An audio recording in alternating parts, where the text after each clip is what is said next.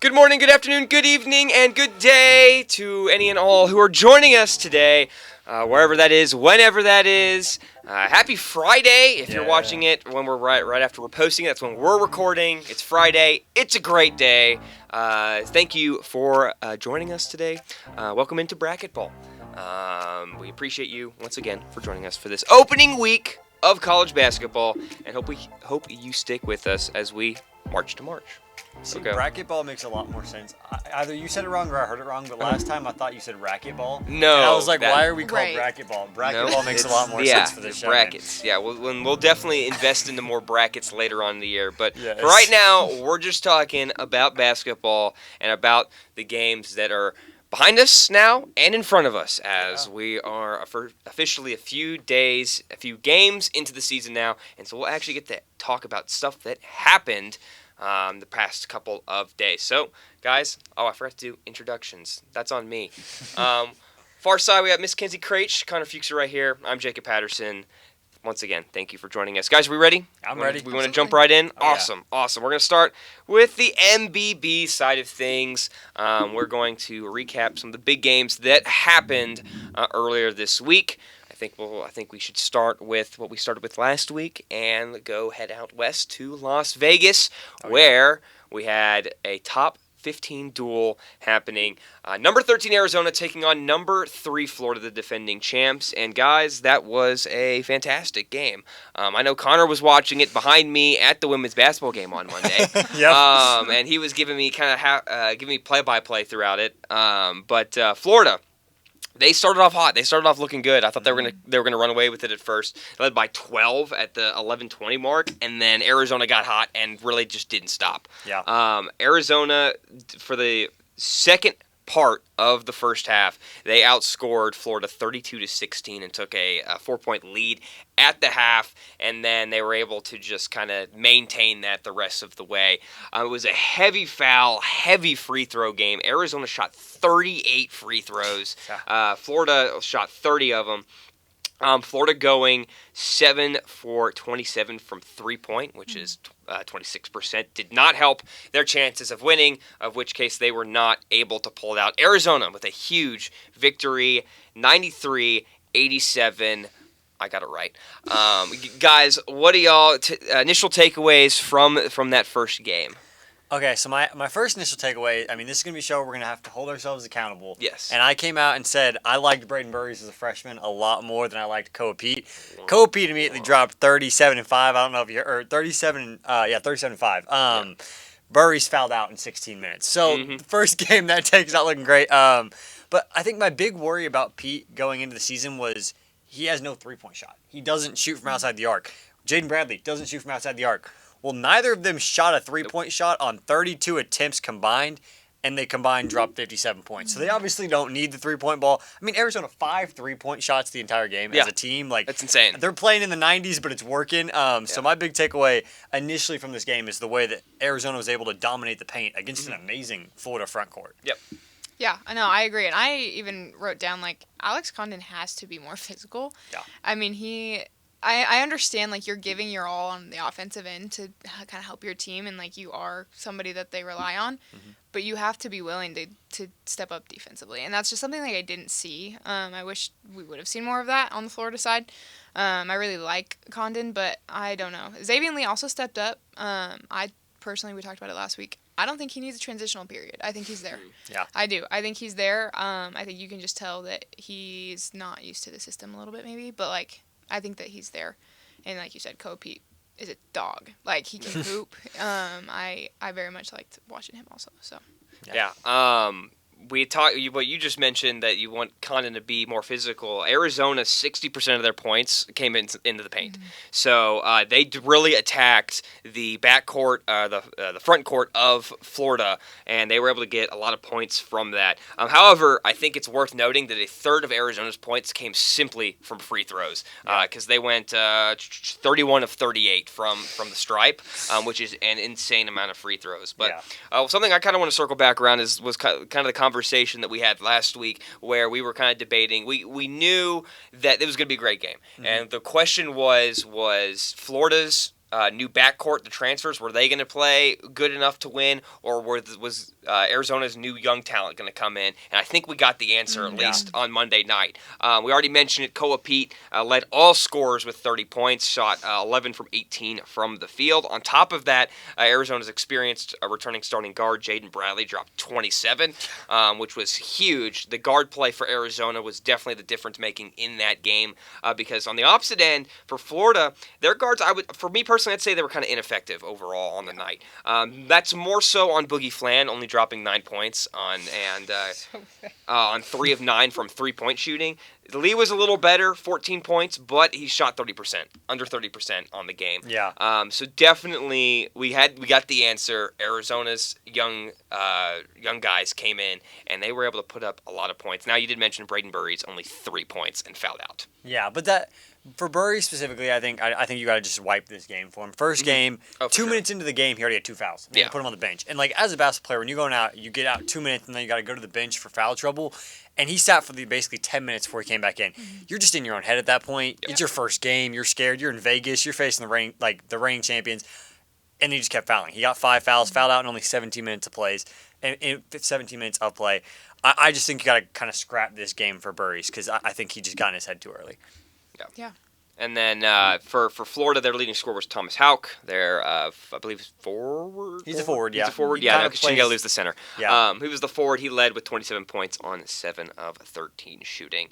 But Arizona, a huge and impressive win to start off, and I'm sure we'll see what the rankings reflect that as on next Monday. I think we're going to move on to the next game for Vegas that night. Yeah. Awesome. So BYU Villanova. This game, the first thing I wrote down for this was, well, it's opening night for everyone. Yeah. Because BYU, do you want to say BYU played worse than we were expecting to, or Villanova played better than we were expecting to? To me, it was BYU playing worse. Mm-hmm. Okay. And it wasn't necessarily like what I saw on the field. It was just kind of like shot-making sloppiness first night kind of thing. Both teams struggled shooting. Both teams shot under 40% on the field. Both teams shot under 30% beyond the arc. And both teams shot under 70% from the free throw line. Yeah. BYU led for most of the first half. They led by 14 with about 17 minutes left to go in the second half, and then Villanova went on a 27-11 run to where they shot 5 of 11 from 3-point, made 5 of them, and they took the lead with 6 minutes left. And then the X Factor, A.J. DeBansa scored 6 of BYU's final 12 points, and Villanova only made 1 shot in the final 6 minutes. And BYU was able to hold on for a 71-66 win in Vegas. DeBansa ended up finishing with 21 points, shot 50% from the field. Richie Saunders added 15. Rob Wright added 14. For Nova, their starters combined for 28 points on 30% shooting. They went 3 from 17 beyond the arc. However, they did get some relief from the bench. Bryce Lindsey dropped 22 on 50% from the field, shot over 50% from beyond the arc. So Lindsey was the big factor in getting Villanova back into that game and keeping them into the game late. Takeaways, I know we already kind of hit on it. It's opening night for everyone, but anything that we necessarily may be concerned about or liked? I mean, I was kind of impressed by DeBansa's debut, but anything maybe about DeBansa or anything other than that for BYU? I think just BYU in general, you brought it up. They shot 29% from 3. Last year they were 37%. Yeah. That's just not who they are, and it's not how they play. And so I think this game is kind of you can learn from it, but I mean, can you really if it's not this type of style that you're used to playing? Yeah. And I also will credit Villanova. They came out super scrappy and just like fearless. They had no fear that number 8 was next to BYU's name, and I give them huge kudos for that. Yeah, I think for me, the big takeaway you're talking about is 3-point shooting. It wasn't even like the rate at which they hit them, which was lower than normal. They didn't even really shoot them. They had 17 attempted 3-pointers out of 66 shots. Villanova put up over 30 3-point attempts. So you would think the numbers would be switched there. BYU not playing their normal brand of basketball, which I think could be a good thing in a sense. Like A.J. DeBansa is a guy that wants to get to the rim. You got Keba Keita, that dominant force in the paint, and even Rob Wright kind of like driving a little bit more. What I want to see out of BYU is a couple guys I mentioned on the last episode that we didn't really see do anything, which was Kennard Davis, the SIU transfer, Tyler Mears from Idaho, and Dawson Baker. Those are your 3-point shooters. All 3 of those guys can shoot 40% clips from the 3-point line. I want to see those guys get more minutes, and when they get more minutes, those 3-point numbers will go up, and I think this team will have a better balance of interior presence and shooting. For Villanova, do we think that they might be a little bit better than we might have given them credit for, or do you think this was maybe opening night, a little bit of some scrappiness that BYU maybe was not expecting? Do we count Villanova out a little bit too much on Monday? I think maybe we could have a little bit. I mean, Kevin Willard is a good coach. Yes. I think his exit from Maryland kind of put a lot of stain on his legacy. But when it comes to actually coaching a basketball team, he is a good coach. And so the talent he was able to put together on this Villanova roster, I mean, I really like Bryce Lindsey. You talked about the big game he had. I think they kind of surprised some people, especially because of the fact that it was their bench guys that were doing the work. So I think maybe BYU's scouting report a little bit was for those starters or the projected starters. And there's a couple guys that maybe even Villanova didn't expect stepped up in this game. So I think they may be a little bit better than we thought, but I'm not reading into this game like, oh, they're a top 25 team or something like that. I think even though they competed with a team I have in my top 10, I don't have them top 25. Okay. Yeah, no, I totally agree. I think consistency is going to be a huge thing for them. If they can stay consistent in how they played, that's great. But I think you brought it up really well. Like, it's the beginning of the season. It's easy to kind of go out and be fearless. As the season goes on, I think that some of that kind of sets in a little bit. So we'll see how that goes. We'll see how that goes. Villanova will definitely be a situation to keep of note. I believe they were one of the teams that we said was going to get better, but potentially as they kind of gelled. Moving on to the final big game that we talked about last week. This one was also a little bit surprising. Number 6 Duke taking on Texas in a neutral site game in Charlotte. Texas surprisingly led this one half. We were at, where were we at? Wait. This was Tuesday. But Tuesday we were also at. We were at men's basketball. Yes. Did you sit with us for men's? I didn't sit with y'all for men's. Who was it? Someone next to me was like, showed me the score of the Duke Texas game at half, and I was like, this is not good, not good. But a close one possession game for most of the second half. Duke led by 3 with 9.5 minutes to go. Then the Blue Devils went on a 20-6 run to close the door on the Shorthorns. Texas had a poor offensive night. 32% from the field, under 30% from 3. They had 16 turnovers. Takeaways from Duke's opening night victory over Texas. I think it's a semi-impressive win. I know it's going to be inflated because of the conference Texas represents, but once again, we know Duke's a young roster. Obviously, it's going to take some time for them to gel. For Texas, they're also going to need some time to gel because they're a new coach, a bunch of new players. Duke, do we think? What are our takeaways from Duke on their opening night? Because they were a lot of youth. Yeah, I think it's exactly that. It's a lot of youth. Cameron Boozer 0 for 7 in the first half. Yeah. I mean, he's a top 3 recruit in the nation, top 3 freshman in the nation. He ended with 15 points, 13 rebounds. I mean, if you're watching the stat sheet, it looks a lot better than it was. It wasn't a pretty game. Like, again, all 15 of those came in the second half. I think 8 of his points came from the free throw line, somewhere around there. So it wasn't that impressive of a debut for Boozer. The guy I want to shout out, though, is Isaiah Evans. Yep. I think he was a guy, I mean, his career high, 23 points in this one. He was kind of like a 7th man off the bench for Duke last year. Big energy guy. Now he's actually a starter, getting minutes. And, I mean, I think he will be a great kind of like, great scorer for this team right now while the freshmen are kind of trying to gel. The one thing I do worry about with Duke is I didn't really see a lot of great size. I didn't really like what I saw to Patrick, their center. And, I mean, Boozer's a bigger forward, but still not a great size. So when they face a team with a better big than what Texas had, I do worry a little bit about Duke's paint presence. Yeah, I also worry a little bit about their youthfulness, not just because of the offense, but I think defensively is where I saw a big thing. They gave up a lot of boards. Personally, I think offensive boards, and they just didn't know where their shooters were. They didn't know kind of some things. You could tell that they were a little bit undisciplined on the defensive side. Yeah. And I think that can come as when you're a younger player and you have a really bad or off offensive night, it's really easy for that to translate into your defensive side. And so I think that that's kind of why we saw that disparity, especially at halftime. When you're used to coming out firing and being the best player on the court, and then you're not, it's hard to pick that up, but you have to. You have to find a way to dig deep. And so I think that that's something that will progress as the season goes on. But I think offensively they look good. There's nothing super wrong with them. But I think defensively I would like to see a little bit more. Yeah. Also, for Texas, didn't really like what I saw in Texas. I mean, I think we were all pretty low on Texas, and we were all saying they were inflated. But like after this performance, it's even lower than I thought. Like defensively, they didn't look great. I mean, Duke had a really bad kind of offensive night for a little bit there, with Boozer also struggling. Still gave up 75 points, and then offensively, I mean, they couldn't really get anything going. Like you said, all the turnovers. I didn't really see. I mean, Pope had a good game, but he didn't even seem to me that much of like a true one, like that's going to go out and get buckets every single night. And so, it just overall, I didn't really like Texas offensively only putting up 60 in this game. I don't see like the offense. I don't like the defense, and I feel like there's not a lot to like about Texas. Yeah, we'll see if Texas can pick things up as the season goes on. For Duke, when it comes to that, they've got a couple some cupcake games, some mid-major games that they've got to kind of gel and get that chemistry up before they have a big game against Kansas. And they have a gauntlet of a non-con coming up in December. We will definitely touch on that later in the year. Yeah. All right. That was kind of the big games that we talked about. I want to go through the other ranked games that have happened this week. If anyone has anything else they want to add about one of these games, feel free to jump right in. I'll start off with, I believe these are the Monday games. I did not. Okay, I did divvy up. Yep, starting off with the Monday games.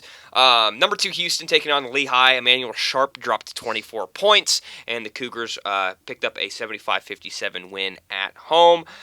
For number 4 UConn, they hosted New Haven. They were able to pick up a 79-55 win there. 4 starters went for 10+. Alex Caravan led with 19 points. They were started off a little slow. New Haven coming up as a D1 school for year 1. They played a lot better in the first half than I thought they were going to. I thought UConn was going to blow the doors off of them, and UConn ended up doing that, but it took a second. For St. John's, I know I turned to you and looked at after the final score happened. St. John's, the St. John's Red Storm that could barely score like 70 points last year, dropped 108 on Quinnipiac. They shot 56% from the field. 5 players went for double digits. Dylan Mitchell, transferred from Cincinnati, led with 18 for Quinnipiac. Jaden Zimmerman scored 19 for them. St. John's 108, Quinnipiac 74. They pick up that big win there. Michigan, number 7, they dropped a lot of points on poor little Oakland. The Wolverines shot 64%. They hit 19 three-pointers. 7 players hit double digits, and the Wolverines picked up a 121-78 win there. For Louisville, they beat up on poor South Carolina State. 5 players for the Cardinals went for 10+. I believe Connie Ruths, that's how you pronounce that. He led with 20 points off the bench. SC State shot only 23% from the field. They were 2 of 19 from downtown. Starters scored 4 points for the Bulldogs the entire game. UCLA, moving on to somewhat of a closer game. UCLA, number 12, they were in a dogfight with Eastern Washington. They were able to pick up an 80-74 win over the Eagles. It was a back and forth first half. UCLA controlled for most of the second half. Donovan Dent transferred from New Mexico. He led with 21 points.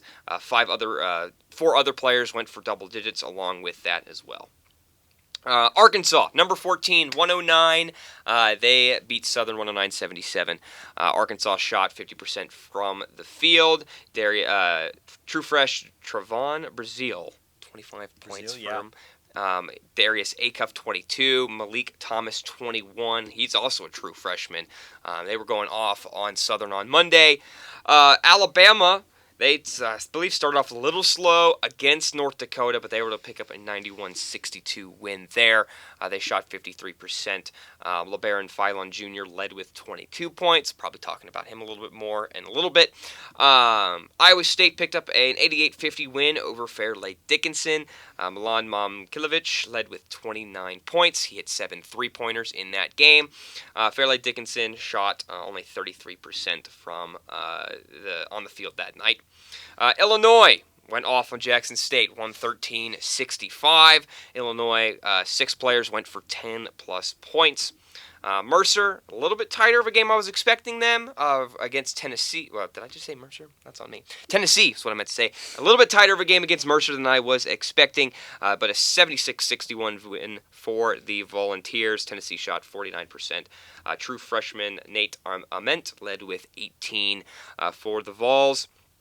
Kansas playing Doug Gottlieb and the Green Bay what is their mascot? I forgot what their mascot is. A Phoenix. That's what they are. Kansas 94, Green Bay 51.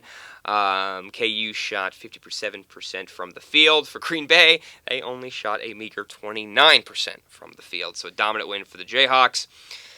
Okay, this is the fun one that we could spend some time on. Connor, you probably might have something to say about this. Number 20, Auburn. They got taken to overtime by Bethune-Cookman. Auburn didn't need to go to overtime, but they wanted to, I guess, because they fouled the half-court three-point shot, and BC hit all three of them. No one led by more than 2 possessions. Auburn did end up winning 95-90. But, Connor, do you have some words for this one? I feel like you might. Well, I've been an Auburn stan for the last, 2 years in men's basketball. They've been my national champion 2 straight years. Now, I probably shouldn't have believed in them after they lost in the first round 2 years ago, but last year, at least, they made a Final Four. Yeah. You know what? Had a lead against Florida late. They could have got it done, but they didn't. This is just a completely different team than what we've seen the last few years. No Janai Broom is a big missing piece of this team. The impact he's had defensively for Auburn for years is clearly missing from this team, and it's kind of just shown also early they don't have that true number one. Todd Pettiford's supposed to be that guy. He's going into his sophomore year, supposed to take a big leap, and yes, he looks good, but he just isn't a guy that's going to take over an entire game yet, at least. And then just in general, they just look undisciplined. Stephen Pearl is not the voice that anyone's listening to like Bruce Pearl is. How do you foul a half-court shot? You're up 3. If they make the half-court shot, you go to overtime. What? How do you foul a half-court shot? That's just insane. You know what? Shout out to Bethune-Cookman. Ice in his veins. 3 straight free throws to send it to OT. Against Auburn, too. Against Auburn, yeah. That is crazy how he did that. You know what? Shout out. But, this undisciplined team, and they are just unrank them immediately. Well, that's literally what I wrote down. I said, can we just talk about whatever the heck is going on in Auburn right now? Because they lose to OSU by 2. Obviously, they beat Memphis by 30, but then they only win by a little bit in overtime against this team that I've never heard of. And so I'm just like, what? And this Bethune-Cookman, they lost to Miami by 40 on Thursday. They're not like some great team. Nope. Yeah. So it just doesn't make sense to me. And I think you bring up a good point of they didn't do well of bringing players up behind the stars that they had. Mm-hmm. And I think that's so important, especially in today's game when you don't know who's going to leave and win. Yeah. You always have to have a stack of people ready to step up. And I feel like they just didn't do that. Yeah. So. Well, Auburn has, the past couple of years, done a very good job of building up through the portal. That was kind of their name brand. The past couple of years is bringing up guys from smaller schools and building them into a very high-caliber team. Yeah. They were the mid-major warriors. Exactly. They might not have built that again this year. Obviously, Bruce Pearl, the switch from Bruce Pearl to Stephen Pearl, also probably a factor in that as well. But speaking of transfers, Keyshawn Hall transferred from UCF to Auburn. He led with 28. However, 16 of those 28 came from free throws. And then Bethune-Cookman had a couple guys go for 20 points as well. Finishing up the games that happened on Monday, number 21 Gonzaga sank Texas Southern 98-43. Gonzaga shot 54% from the field. Tyon Grant Foster, who got his eligibility waiver, led Gonzaga with 15 points. Michigan State, this was a oddly close game. The toothpaste. My boys from the Toothpaste College decided to play another close basketball game and yet still not win. Michigan State 80, Colgate 69. It was a close first half. Michigan State kind of pulled away in the second. Colgate shot better from the field, 3-point free throws, but the free throw discrepancy. Michigan State was 24 of 37. They shot 37 free throws. Colgate shot 6. Michigan State also out-rebounded Colgate by a pretty decent margin there, but still, the free throw discrepancy was it was a 20-point advantage when it came to free throws for Michigan State. Yeah. Jackson Kohler for the Spartans led with 16. Sam Wright led with 17 for the Raiders. Michigan State, they survived. Hey, a win is a win. Yeah. Wisconsin, number 24, they picked up a win, 96-64 over Campbell. And then North Carolina 94, Central Arkansas 54. I won't waste my breath on North Carolina because we're probably talking about them a lot here in just a second. So do we want to recap a couple of those games Yeah. now, or do you want to go through the whole? No, I was like, do you want to step in for any of those games on Monday? Go right ahead. Perfect. Okay, I've got 3 teams I want to talk about. Okay. Or 3 games specifically I want to talk about. Yes. First one, I mean, it's just one comment because we'll get into them later. What I said to Jacob when we saw the St. John's final score is I said that must be AI because there's no way St. John scored 108 points in a basketball game. We'll get into them later though, so I won't touch on it too much. Might be a scary team. For real. If their defense is as good as it was last year with this offense, I mean, phew. But again, we'll get into that. Yeah. The 2 teams I really want to hit on are Michigan and Louisville. So Michigan first, 7 players in double digits. You talked about it. And the scariest part about that is maybe the National Player of the Year this year, Yexel Linderborg, was on a minutes restriction due to his hand injury. Yeah. They scored 121 points, and they didn't even need Linderborg, really. He played just barely double-digit minutes. I think he might have reached 10 points. But, I mean, they didn't even need him to drop 121 points. I don't care if it's against Oakland. 121 is insane. Yep. So shout out Michigan. I mean, they're going to be dangerous probably. But Louisville is the team I'm really, really high on. I didn't talk about them last week on the AP poll because I couldn't validate who to put them over. But I think they're higher than 11. I think they've proved that this week. They remind me a lot of Oklahoma State women's basketball. So they're a very, very guard-heavy team. They've got 4 guards averaging over 12.5 points per game. They've got guards. All their guards can pass the ball. All their guards can rebound. All their guards can get a bucket. Every given night, it's going to be a different one that's dropping 20. That kind of reminds me of OSU women's basketball. So what I've always said with these teams, and specifically Louisville preseason, was just you need a forward or a big guy that just doesn't. It's just you don't know he's there. Like, honestly, you don't need to know he's there. Let the guards do the work. However, they've got a big that's actually doing work. 18 points a game through 2 games, 8.5 rebounds per game. Connie Ruths, they had him on the bench game 1. Yep. Saw how good he did and was like, never mind, this guy needs to be starting. 6'10 sophomore for the Cardinals. I mean, if you can have that big to do his job, he doesn't even need to average 18 and 8. He can average 12 and 8 and be plenty fine with these guards they've got. But guards win in March, and I really like Louisville so far. There you go. All right, keeping it going on the kind of recap here. Tuesday, you had number 1 Purdue handling business against Evansville, 82-51. Had a little bit of a little surprise here. Trey Kaufman-Renn didn't play. He's got a hip injury. Yep. Braden Smith only 6 points on 9 shots in 30 minutes of game played. But Fletcher Lawyer led with 30. As Purdue was able to shoot 48% from the field and went 13 of 29 from beyond the arc. Yeah. Kentucky, a little bit closer. Once again, younger team. Maybe takes a little bit, take a second for them to kind of warm up and get that chemistry going. But they were able to handle Nichols 77-51. Kentucky shot 47% from the field. And then finally, the other ranked team that played on Tuesday was Texas Tech. They handled business against Lindenwood 98-60. Christian Anderson for the Red Raiders led with 34. Donovan Atwell, a UNC Greensboro transfer, had 22. The Wednesday game, one ranked team played on Wednesday. It was number 23 Creighton, 92-76 over South Dakota. It was a relatively even game. This is what I wrote down. It's an even game in terms of if you look at the percentages and stuff. Creighton simply just made more shots. It was a very even game. Creighton, they shot 50% from the field. They had 5 players go for double digits. Owen Freeman led with 19 in that game as Creighton picks up a big win there. And then finally, we get some repeats here on Thursday. Last night, number 3 Florida got a big rebound victory. Yep. They handled North Florida 104-64. They shot 49%. We were talking about Alex Condon earlier. He had 25 points. Florida only went 6 of 32 from 3, though. They only shot 19% from beyond the arc last night. Fland and Lee combined for 20. Louisville, as you just talked about, they dropped 100 again on Jackson State. They won 106-70. Louisville shot 52% from the field. It was Ryan Conwell that led with 19 points. For Iowa State, they played again last night. They picked up a win over Grambling at 102-62. Iowa State shot 55% from the field. Joshua Jefferson led with 20 points for them. And then finally, Auburn did not go to overtime. They handled Merrimack 95-57. Auburn shot 50%. Keyshawn Hall again led with 25. However, 12 of those 25 came from the stripe. That's that was the ranked teams that played this week. Any of those from the Tuesday, Wednesday, Thursday slate? Anything to point out there? Or we just move on to more intriguing games? I got 2 quick comments. Okay. One, poor Jackson State. They had to face Louisville and Illinois and got a combined 219 points dropped on their head. Poor Jackson State started their season, but they knew what they were signing up for. Other comment is Texas Tech. I mean, they dropped 98 points. I mean, it's against Lindenwood. Their 2 best players, in my opinion, don't play. JT Toppin, I mean, again, National Player of the Year contention, didn't play. And then I love LeJean Watts. He's a transfer out of Washington State. He can do it all. He can score. He can shoot. He can rebound. He can assist. He gets steals. He gets blocks. Like, he fills out a stat sheet.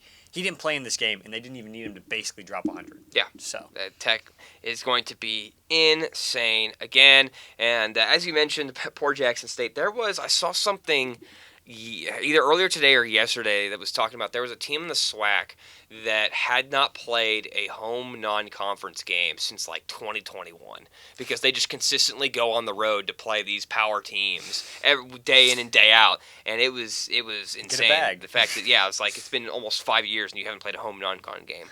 But anyway, that's how they fund their program. Yeah, pretty much. That's pretty much that's how they fund the plane tickets and all that.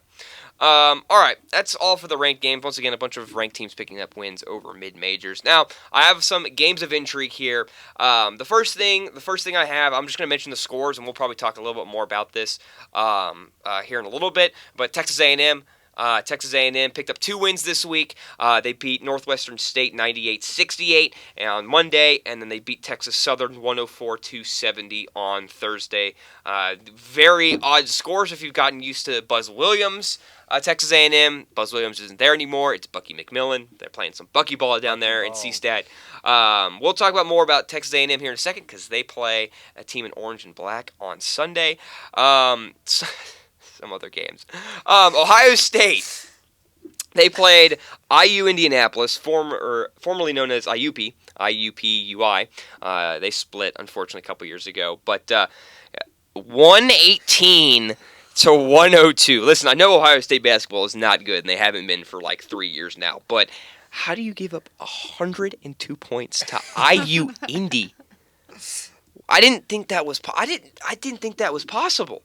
IU Indy shot 50% on the road at a power team. Cameron Tinsley dropped. Tinsley dropped 22. Ohio State they were decided, you know what, we're not going to play defense. They shot 63% instead on offense.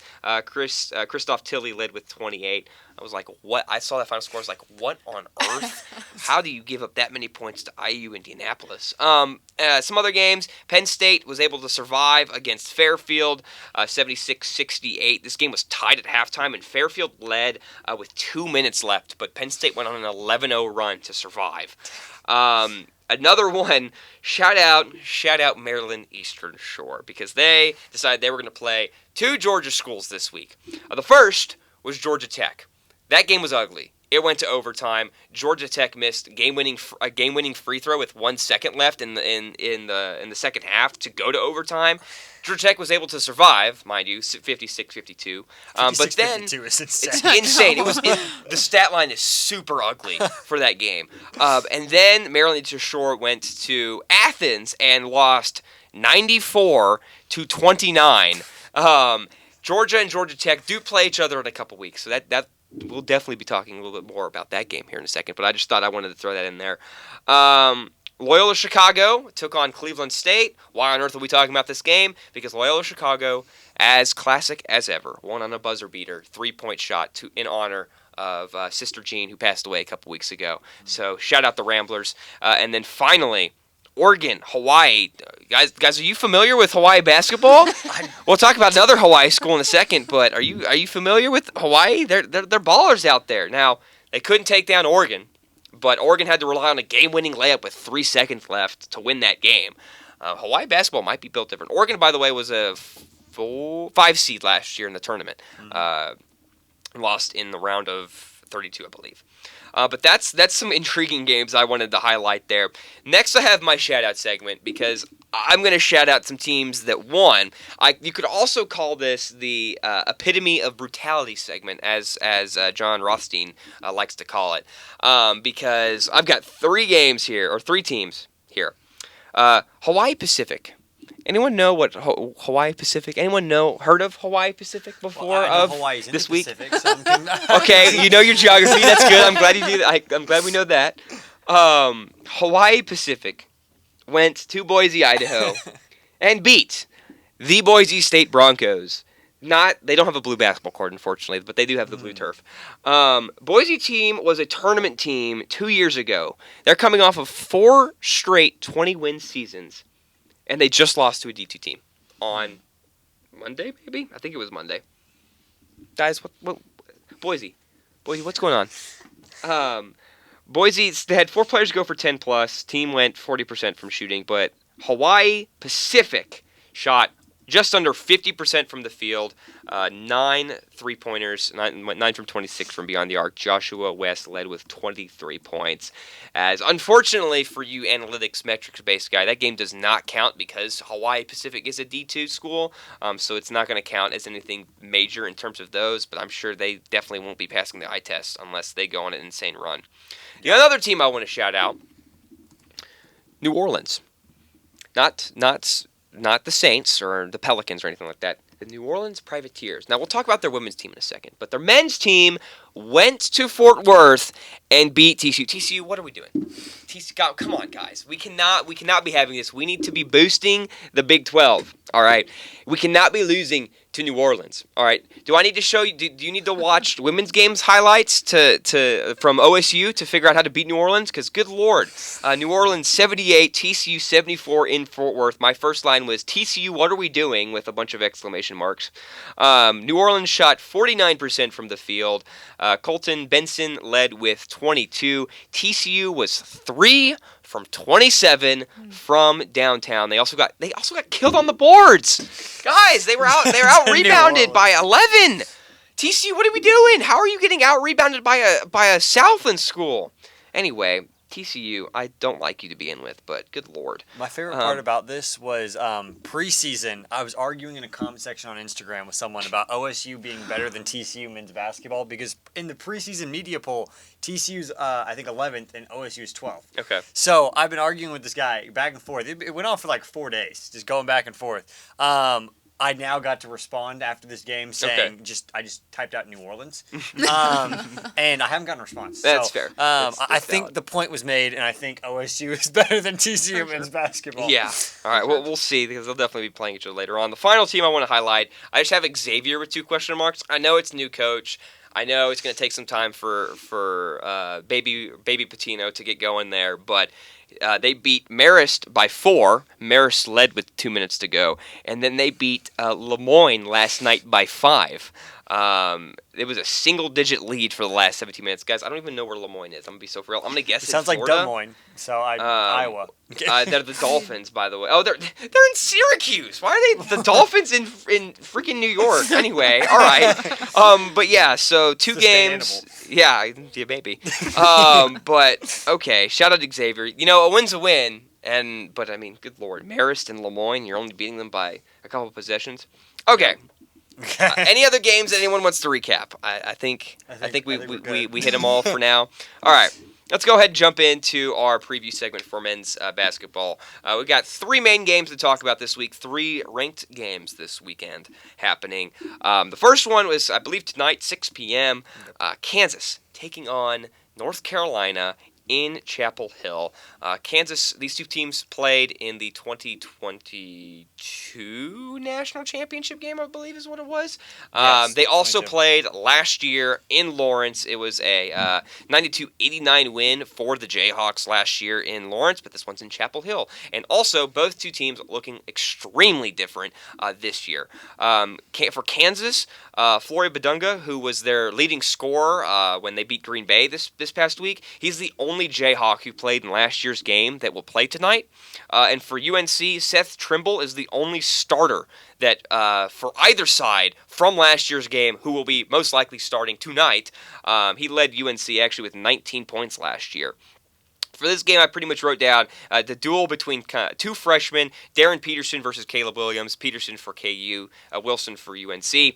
And then you could get Henry Visar versus Flory Badunga as well, kind of in the paint matchup there to watch out for. Guys, Connor, I know you probably have some words to say about this. What do we need to know about tonight? Yeah, so I mean, you kind of hit on the big matchups. Badunga, I mean, the breakout already happened. I knew it was going to happen this season. Wasn't expecting 23-6 in the first game. He looked amazing. The freshman battle between Peterson and Wilson. I mean, if you noted, like, when you went through all those ranked matchups, I almost believe that over 50% of the leading scorers were, like, freshmen. The freshman class this year is insane. Both these guys are dogs. So I'm going to go a different route than from what everyone else is talking about this game. Now I want to talk about Kyan Evans. Okay. He's the Colorado State transfer for North Carolina. That first game, 15 points, 6 rebounds, 5 assists, 4 steals. He's a guy that's going to fill out the stat sheet. He can do it all. He's the facilitator for the Tar Heels. He can get on the boards. He'll get steals. I think he's the X factor in this game. I think we know Wilson and Peterson are going to go out and ball. Badunga is Badunga has the edge of Asar. He does. So I think the X factor in this game is UNC's Kyan Evans, and if he can go out there and fill out the stat sheet again, I do like what he can do for the Tar Heels. Yeah, I have not thought about that at all, so I'm happy you brought that up. But I also, the thing that I wanted to point out was, like, KU only had 3 turnovers against Green Bay, and that's, like, a huge thing, to be able to take care of the ball that well. I think that could be a huge difference maker, because when we watched UNC play BYU preseason, that was maybe a little bit of a point of contention for them. So I think if KU can limit their turnovers to 3 like they did against Green Bay, they have a legitimate chance against UNC. I also think, remind me how you pronounce Henry's last name. Visar. Visar. Yep, there we go. I mean, he only averaged 20 minutes for Arizona last season, and I think that they're going to need a lot more out of him this year if they want any production. So I'm really just looking forward to kind of what he has to offer, but I like the matchups that you kind of pointed out also. Visar, the reason, and I gotta find him really quick, the reason why that's a very intriguing matchup is because he started against Central Arkansas, dropped 14 points for the Tar Heels. But last year, when he was a member, as you mentioned, of Arizona, against Kansas, not that game, there was another game where he dropped deep into the archives. Yeah, I was like, I saw something where he dropped a lot of points. He dropped 19 on him and cooked him in the Big 12 championship game tournament last year.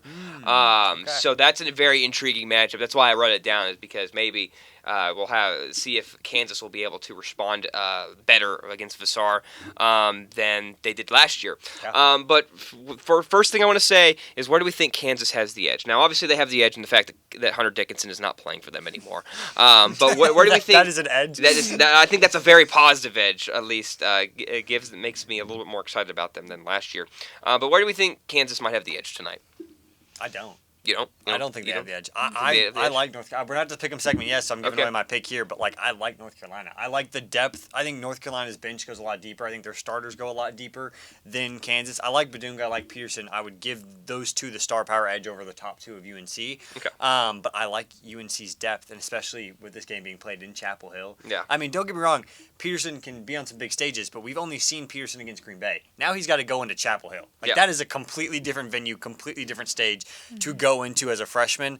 Not saying anything. I still think he gets easily 20 points in this game, but that is something to think about in this game. So I like UNC. I think they have the edge. There you go. Yeah, and I won't really give up my pick, but my statement is I do like the way that KU takes care of the ball, and I think I mentioned that they only had 3 turnovers against Green Bay, and granted it's Green Bay, but 3 turnovers, that's crazy for any team in any capacity. So I just wanted to highlight that, but I'm not going to say anything else. Gotcha. All right, that's probably what I should have done. But we'll pick that game here in a second. Good question. Yeah, sorry, that's on me. Didn't know you felt that way about UNC. But anyway, moving on to the next big game, we've got number 15 Alabama taking a trip to MSG in NY to take on the St. John's Red Storm tomorrow, 11 a.m. First thing I had was all offense versus all defense, except wait a second, St. John's dropped 100 points in their first game, so maybe it's not all of that. For me, the first question I have is, can Alabama, they have LeBaron Filan who went off, they have Houston Mellette who had a very good game. Can they overcome their early season injuries to beat St. John's? Like, are they going to be able? They're at a disadvantage right now, but do we think they have a chance to overcome some of the injuries they're dealing with? Jaleel Bethea, Aiden Holloway, Latrell Wrightsell. They did not play and probably won't play against St. John's. Do we think Bama Do you think Bama has enough firepower? No. No. My answer is no, and it's also because of how the way St. John's plays. St. John's going to be Yes. physical. They're going to get teams in foul trouble. They're going to wear you down, and you need depth. You need a bench. You need to be able to go to guys and trust guys to step up if one of your guys, like Phylon, gets in foul trouble. Yes. And I just don't see that depth on the Alabama roster right now. Yeah, I think depth is the one thing that I wrote down. St. John's had 5 players in double digits in their game. Granted, 108 points. You're probably going to have 5 people in double digits, but I think that I just see a little bit more production on the sidelines for St. John's, and that's the key for me and my perspective is like who's going to be able to step up, because you don't know which way the whistle's going to go either. Mm-hmm. And so it's like who is going to step up and how, and I think that St. John's has a really good bench presence. This would be much more, I think, of a debate than if St. John's hadn't come out and scored a lot of points and proven that they can keep up. Zuby Ejiofor, Dylan Mitchell, Ian Jackson, that's an insane group that they have, guys that they have. So I think we hit it on the head. I just don't think Alabama's going to have quite enough firepower to take out St. John's. If they were fully healthy, for sure. Yeah. I just don't see it with that. The other ranked game we have tomorrow at 6 p.m., Arkansas, Coach Cal going up to East Lansing to take on Coach Izzo and the Michigan State Spartans. The thing I have with that, Arkansas obviously scored a lot of points in their games already this week. Michigan State had that weird game against Colgate. My thing, Arkansas O versus Michigan State D. Who do you think has the edge here? It's hard because Arkansas so far has looked like the offense. Yes. If you have to just look at what we've seen this week so far, it would be Arkansas. But I do really like Michigan State's D, and I feel like that Colgate game maybe wasn't the best representation of their defense. Also, Arkansas is a team that kind of doesn't shoot the 3-ball very well a lot. I mean, even in their big scoring games this week, they haven't shot the 3-ball very well. 34% I think is what they had in the first game of the season. It's not bad, but it's not anything crazy. And I do like kind of the physicality of Michigan State too. So on paper, I would like to say Michigan State's defense. Okay, I'm gonna go on completely left field from this. Go right ahead. I'm like going against the expert, but I don't like Michigan State's defense in this matchup specifically. Mm-hmm. I think the Arkansas freshmen are wildly talented. Oh yeah. I mean, they had 4 people in double digits, and 3 of them are freshmen.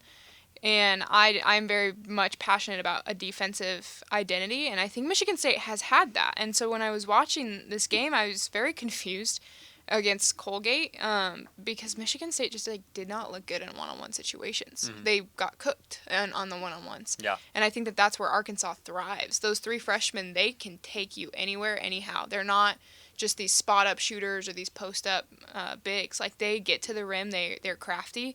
And I don't know if Michigan State can keep up with that, at least from what we know, from what we just saw. I mean, granted, that's based off of one game, you know. But from what I just saw, I don't know. I love Tom Izzo, and I think he teaches the same now as he did way back when, you know. Yeah. But he does it well. He does do it well, and I think it is working out for him. But I think that it'll be tricky, and it'll be a little bit intriguing to me to see how Michigan State matches up one-on-one with Arkansas rather than as a team. I think the one-on-one situations is maybe kind of what I saw missing from their play in Colgate. So it'll be interesting to see how they guard those freshmen. Yeah. It is, I believe, the 6th meeting between Coach Cal and Coach Tom Izzo. It'll be the first time that they're playing at Michigan. They're matching up against each other at Michigan State, though. I don't know. It doesn't say their records against each other, but, you know. I would assume that they're 2 Hall of Fame coaches. It's pretty insane. Coach Calipari owns a 3-2 advantage in the series between the two. So but all 5 were on the road for Izzo. So. Yeah, exactly. This is true. So that is interesting. We'll see. Or all five were not. At Michigan State. Not at Michigan so it could have been State, Izzo's last. Well, there were some neutral site games. They played, I think, the tournament a couple years ago, too. Okay. Okay, some other ranked games I want to go through here. The other ranked teams starting tonight, Friday. Oakland takes on number 1 Purdue. Valpo goes to Lexington to take on number 9 Kentucky. UMass Lowell taking on number 4 UConn. FGCU, Florida Gulf Coast at number 17 Illinois. Northern Illinois is at in Madison taking on number 24 Wisconsin. Utah Tech in Tucson against Arizona, number 13. Then Pepperdine, the night game, Pepperdine at number 12 UCLA. Tomorrow, Western Carolina at number 6 Duke. Towson takes on number 2 Houston. Northern Kentucky is at 8 Tennessee in Knoxville, number 18 Tennessee. Holy Cross at number 8 BYU, and then a semi-intriguing game is Oklahoma going up to Spokane, taking on the number 21 Gonzaga Bulldogs. I think we want to talk a little bit about that game, but any games, any of those games intriguing to start with? Honestly, like the interesting one for me would probably be that Oklahoma-Gonzaga. Yeah. The Gonzaga team, obviously, I talked about last episode that I'm really, really high on. But Oklahoma, even though they don't have a ranked number next to their name, they're a team that's been kind of in and out of that top 25 these past few years. I don't think they're as good as these past couple years Oklahoma teams they have been. But it still is an SEC team facing off against a Group of 5 team. Yeah. Which Gonzaga doesn't feel like that. Or mid-major. I don't count Gonzaga as a mid-major. Yeah. But I know they technically are. Yes. But yeah, those are that games. That Oklahoma-Gonzaga game is tomorrow at 9:30 Central, by the way. Some other games of intrigue I have that don't have the funny little numbers next to their name. Georgetown taking on Maryland at...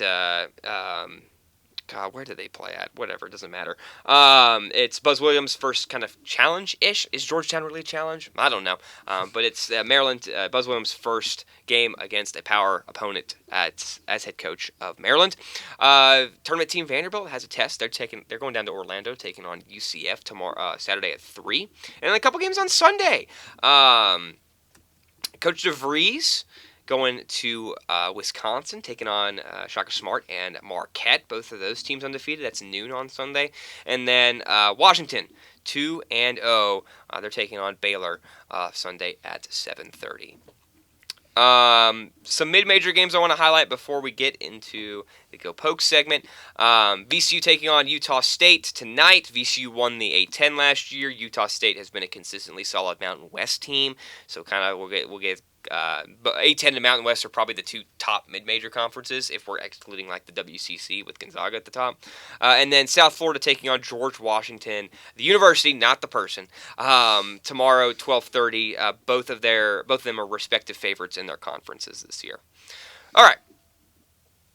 Go Pokes. Do we want to go Pokes now? Go Pokes. Time to go Pokes. Okay. Oklahoma State 1-0. They took care of business. It took a second, but they took care of business on Tuesday against Oral Roberts. They have a game this Sunday, 1 p.m. at Gallagher-Iba Arena. They're taking on former conference foe and SEC power team Texas A&M, who we kind of talked about a second ago. Oklahoma State, they were without what we consider as their best two players. They're without Anthony Roy and Isaiah Coleman on Tuesday. Hopefully, we get them back. Oklahoma State gets them back, not we. OSU gets them back to have their best effort. Because, guys, I'm going to be honest, I don't know if I like Oklahoma State's odds against A&M if those two don't play. Oh, I don't like their odds at all if those two don't play, if I'm being honest. Like, at least one of the two makes the difference, and if both play, it's Anthony Roy himself is just an insane X factor. He changes the entire way Oklahoma State men's basketball is going to play. He's going to go out and get you 20 points. Like, you don't even have to sweat. You don't have to. You'll blink and he'll be at 20. Coleman, his impact isn't as large, I guess. It is still as large, I guess. I don't want to say it's not as large. He can still drop 20. He can still get 10 boards. He is a great player, but defensively, there's not as much special about him versus Anthony Roy's offense. So yeah. Do you have something to say, Kenzie? Yeah. Okay, sorry, I didn't no, get you're you fine. off You're there. fine. I think defensively, that's where it's going to be at for OSU. I really wasn't. I shouldn't say I haven't been impressed by their defense. I just haven't seen what I think I want to see out of their defense, and I think that that's scary with Texas A&M, and especially missing two very big kind of guard forward. Anthony's also obviously a guard, but Isaiah Coleman in his position also. We need we need their bigs. OSU is going to need their bigs to really step up against Texas A&M just based off of their roster and their presence in the paint. And I just don't know. I mean, we saw it with Florida. Like, Alex Condon can't do both, right? And I don't know if OSU's going to be able to do both. Are you going to be able to have a defensive prowess in the paint and then also be super successful on the offensive end? Yeah. I don't know. So it does scare me that we don't have. I keep saying we. Sorry. It's okay. It does scare me that like they just don't have guards to step up right now without Roy and Coleman. And so that's really where I feel a lot of pressure is going to be on the bigs. And it's like, okay, do I go defensive heavy or do I go offensive heavy? And it's like, can I take defensive possessions off? Like, no, against Texas A&M you can't. Nope. Yeah. So it's just kind of a little bit nerve-wracking for that, I think. But I will say, for Coleman's sake, he wasn't out for an injury. He was out for like team conduct. Rules. Yes. I'm not Steve Lutz, but if you're seeing an SEC team coming into your town and on your court, unless you did something absolutely terrible, you're putting Coleman back out there. Mm-hmm. So I think Coleman should be out there on Sunday. Hopefully Roy's back, but a groin injury is one that's hard to mess around with. I mean, we've seen Caitlin Clark was dealing with a groin injury that took her out for the entire season, basically. There are injuries that the timetables could be less than a week or they could be full season. So you never really know what to expect out of them. But I think if Coleman plays, it is a big difference. Speaking of groin injuries, from personal experience, don't want to mess with those. For Texas A&M, they are a lot different than they were last year. Last year, they did everything but score and shoot the basketball well. They were great on the glass, great defensively. They checked all the boxes except being able to score. This year, they complete transition. They're averaging 102 points a game through their first two games. Yeah. Granted, it was Northwestern State and Texas Southern. You honestly can't get playing much worse competition than that. The thing with Texas A&M is they don't have that guy like they had last year, that they've had the past couple years in Wade Taylor. Wade Taylor's gone. They, at least the first few games, came in with almost a committee approach. 5 guys in both games scored double digits. Mm-hmm. So I just, for me, they don't have a guy this year that's going to walk out there and beat you single-handedly. Mm-hmm. They are a committee approach, and I think Oklahoma State has enough to counter that committee approach, but I don't know if they have enough to get over the top, which is why I do think they're going to need an Anthony Roy and Isaiah Coleman. As you said, unless he did something really bad, I would be shocked if Isaiah Coleman misses another game. They keep him out another game for violating team conduct. Yeah. That's usually just one game, situations. Yeah. But once again, I think really you're going to need Anthony Roy, and I hope it's not a severe injury. Honestly, you don't want to push him because that's something that can completely wreck your season if you're dealing with that. Yeah. But I think if Oklahoma State is going to find themselves in the position of winning, Anthony Roy is going to probably have to be out there, or they're going to have to need some other performance that we didn't really see, as we've talked about the guard play. It was okay. It was good enough to beat ORU. I don't think it's going to be good enough to beat Texas A&M. Mm-hmm.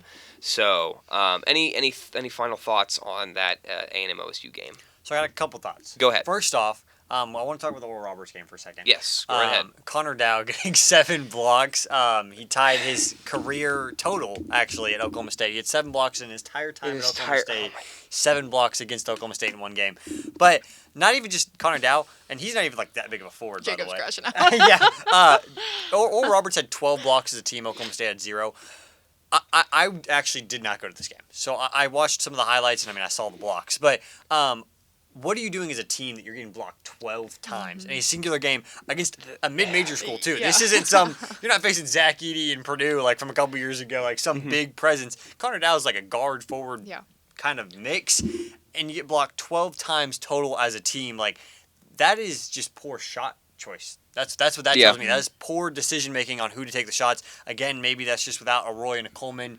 Some guys are putting up shots they normally wouldn't, or you're forcing stuff in the paint with those forwards. Mm-hmm. But just overall, 12 blocks a team, that will not cut it at all against an A&M team. I will say, and I'm trying to look this up here, because, Curry and Clary are relatively short when it comes to guards. Is Victorious Miller not a guard? I don't know what his. I thought Victorious Miller was a guard. For mainly the point guards, because it was them two that were consistently driving down into the paint and then trying to pull up for a shot, and Connor Dow was just like this and just blocking their shots. But that made me so mad. Yeah. Connor Dow's performance did. But shout out Connor Dow. Stick together. Okay. All right. I'll give you that. He spells it the right way too. OR, by the way. That's ER, fair. not. No. That's fair. I've had too many people spell it with an ER recently. I'm Connor OR. Okay. Connor Dowse wasn't right. Okay. Do you have any other thing about OSU? No, I think it's No, that you wrapped I it up. just wanted to shout Okay, out cool. Connor Dowse. No, oh gosh. I think I hate Connor Dow because he's probably the exact type of player I would play as, where I'm absolutely scared to shoot. So I'm just gonna do everything else but that, and that's probably why I don't like him that much. But anyway, I mean, when I think of Connor Dow, I think of the last Bedlam basketball game. Why do you have to bring that up? Where he Why do you missed have the to bring that up? game winner off like the top of the backboard. Like it was one of the worst game-winning attempts I've ever seen. So if we do want to hate on Connor Dow for a second, it's that's your moment you want to highlight. Gosh. I forgot about that. I was on the court covering that game. Honestly, he saved me from getting trampled because I would have been True. the court would have been stormed and I probably would have been run over. So shout out Connor Dow for that. All right, we're moving on to the pick'em here, so we can wrap up the men's basketball segment, guys. I've got 3 games that I think we're gonna pick. We're gonna start with Kansas UNC. I think y'all guys hinted at it earlier. What are your picks? I'm picking North Carolina.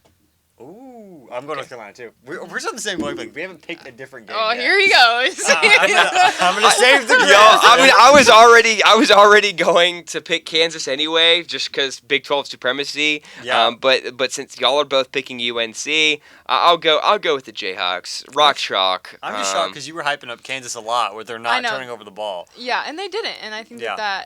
that's great. But I'm looking at my notes. Where is it at? I think UNC just has a little bit more depth to me. Yeah. And I mean, they That's had fair. 5 players in double digits. So, I don't know. I just trust them a little bit more.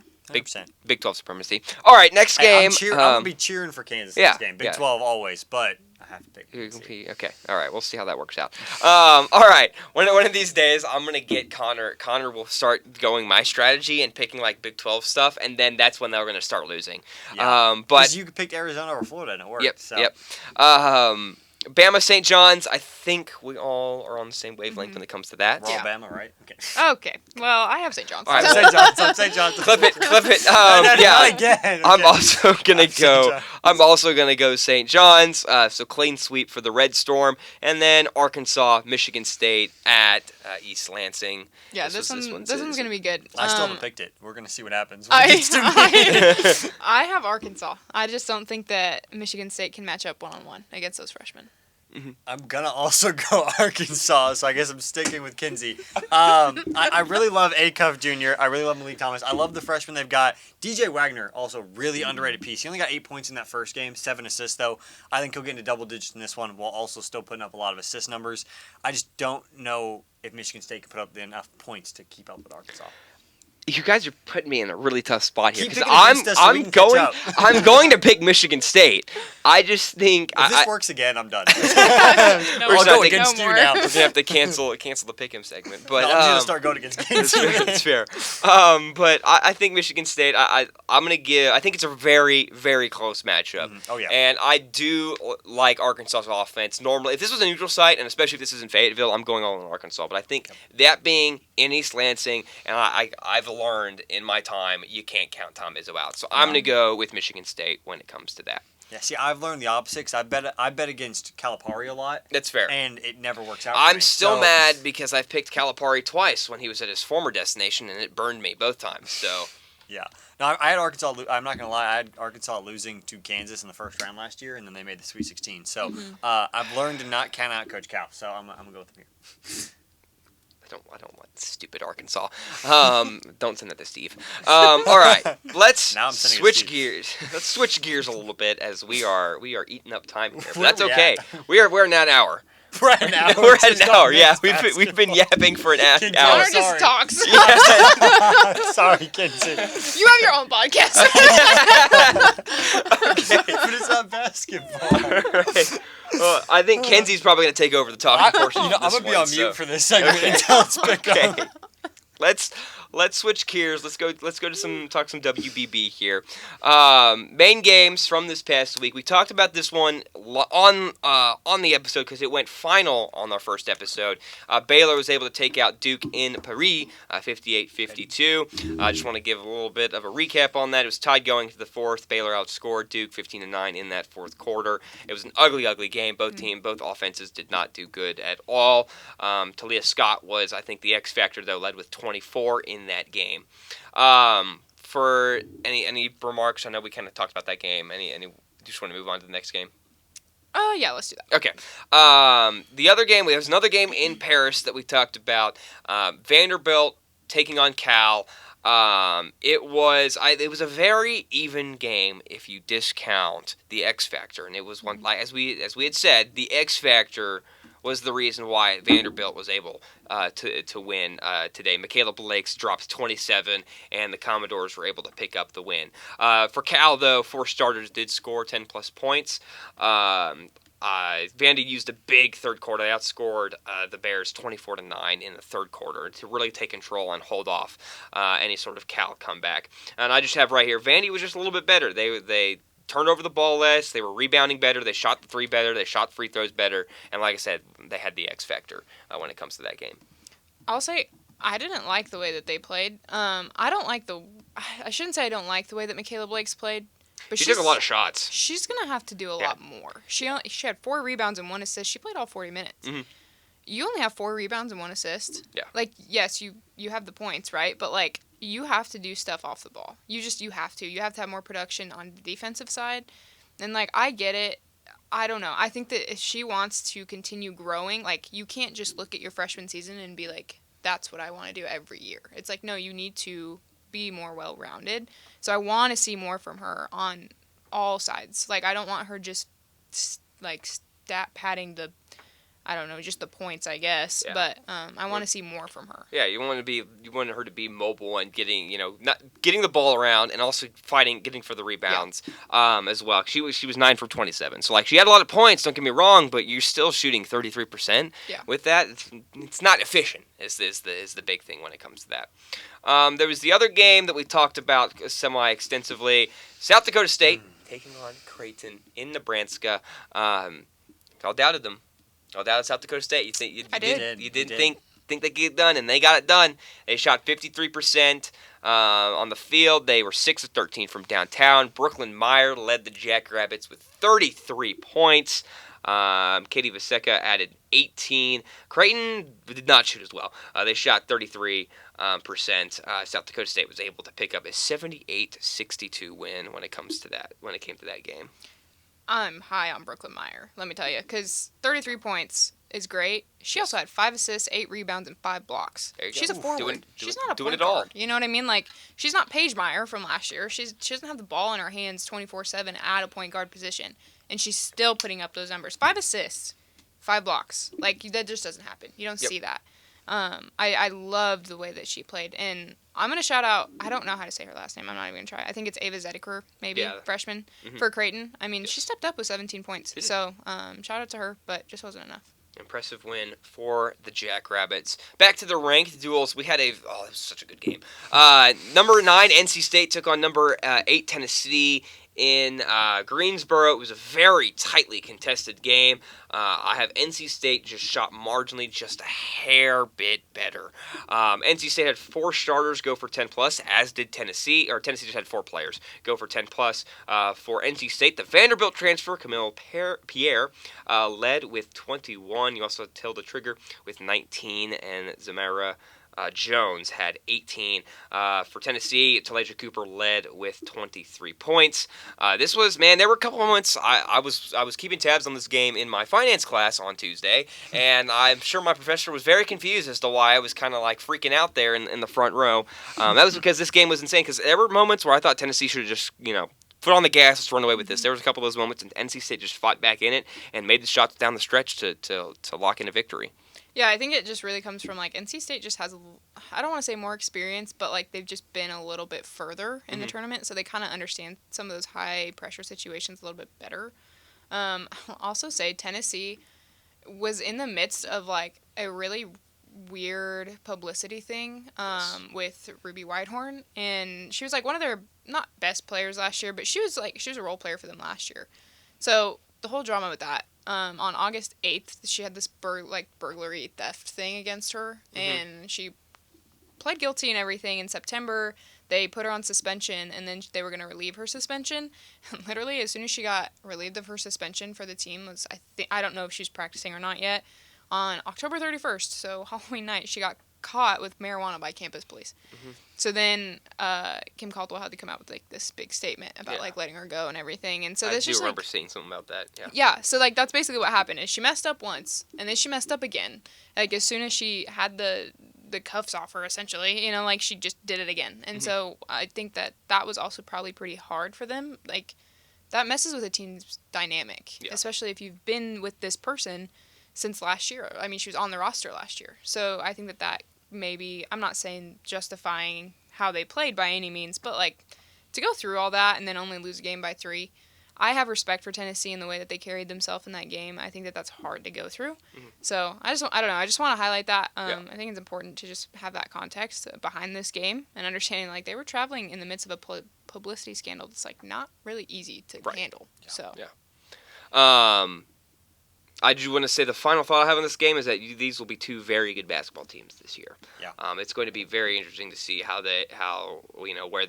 they end up, because this is a great starting point for I think both teams. Both teams played well. One team had to win, and it was NC State. It's gonna be great to see where both those teams do end up. The final game that was the clean sweep and was expected, but maybe not as close maybe as it was. UConn was able to pick up a big win over number 20 Louisville, 79-66. Huskies never trailed. They led by as much as 28, but they took their foot off the gas in the second half and ended up winning by 13. UConn as a team shot 45%, but they were only 4 of 26 from downtown. 4 players went for 10+. Sarah Strong led with 21. Azzy Foote had 20. For Louisville, they shot 34%. They were a little bit better from 3, 8 of 24. Laura Ziegler led with 16. UConn starting off on the right foot, I'd say, and they're going to be locked and loaded and ready to go. Yeah, my only comment, it is what it is. Like, Yeah. it is just what it is. Yep. Like, it's UConn. UConn. I don't see anybody even close. Like, I don't. Just the way that they play and the way that they are, I don't know. I don't know how you compete with that. I have no words. Yeah. I have no words. We'll see. Hopefully they have another big game. It's not going to be close, but they have another big game this week. Anyway, some more of the ranked games. I'll start with the ones on Monday. You had number 2 South Carolina destroy Grand Canyon. South Carolina opened up on a 7-0 run. They led 29-10 after the first quarter and never looked back. They shot 60% from the field. 5 starters went for 10+. Grand Canyon, rough start, 27% from the field. It just was not a very close game. Shout out Chloe Mann though for the Lopes, led with 15 for Grand Canyon. Number 3 UCLA took on number San Diego State. San Diego State's not ranked. UCLA picking up a 77-53 win. UCLA opened up on an 8-0 run and never trailed. They shot 49%. They killed it on the boards. Lauren Betts led with 21. Gabriela Jaquez had 15. The Aztecs, they were 10 of 25 from downtown, and they shot 34%. So just not a great night for them. Okay, number 4 Texas, man. Oh boy, poor Incarnate Word. Jasmine. Yeah, not a great start. Texas opened up on a 29-2 run to open up that game. They absolutely destroyed in the rebounding game. They racked up turnovers. They forced 25 turnovers and wound up with a 123-51 win over the Cardinals. Texas shot 65% from the field. 6 players went for double digits. Jordan Lee scored 21 for Incarnate Word. 28% from the field, 3 of 17 from downtown. It was just not a great game. Their leading scorer was Destiny Whitaker, who had 14. 8 of those 14 came from free throws, though, so it's not like she was hitting shots. Moving on to what was a closer, weird game, kind of. Number 6 Oklahoma. They were in a weird dogfight. Yeah, Connor. Let them know. So I honestly, Frauds. I don't know much about this game, but when I saw that it was a 17-point game against Belmont, I would just like to say fraud watch. Well, here's what I'll tell you is that OU led by 4 going into the fourth quarter. It was It's frauds. Frauds. See, but I want to hate on them, but I do know they're a good basketball team. yeah, I know no, Beers they're is good. great. I know the freshman They're they got she looked good in this game. Yeah. That is the one highlight for Beers Oklahoma. led with 29.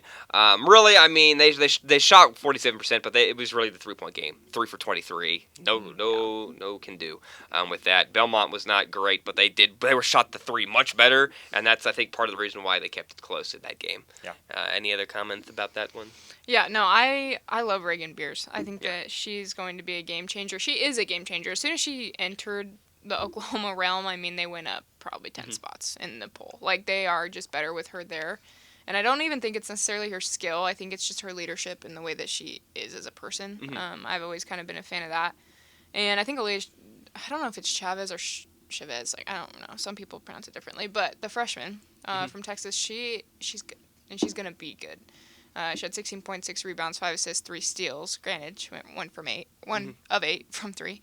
So she didn't really help with the whole 3-point situation. Right. But I think that she has a lot to offer.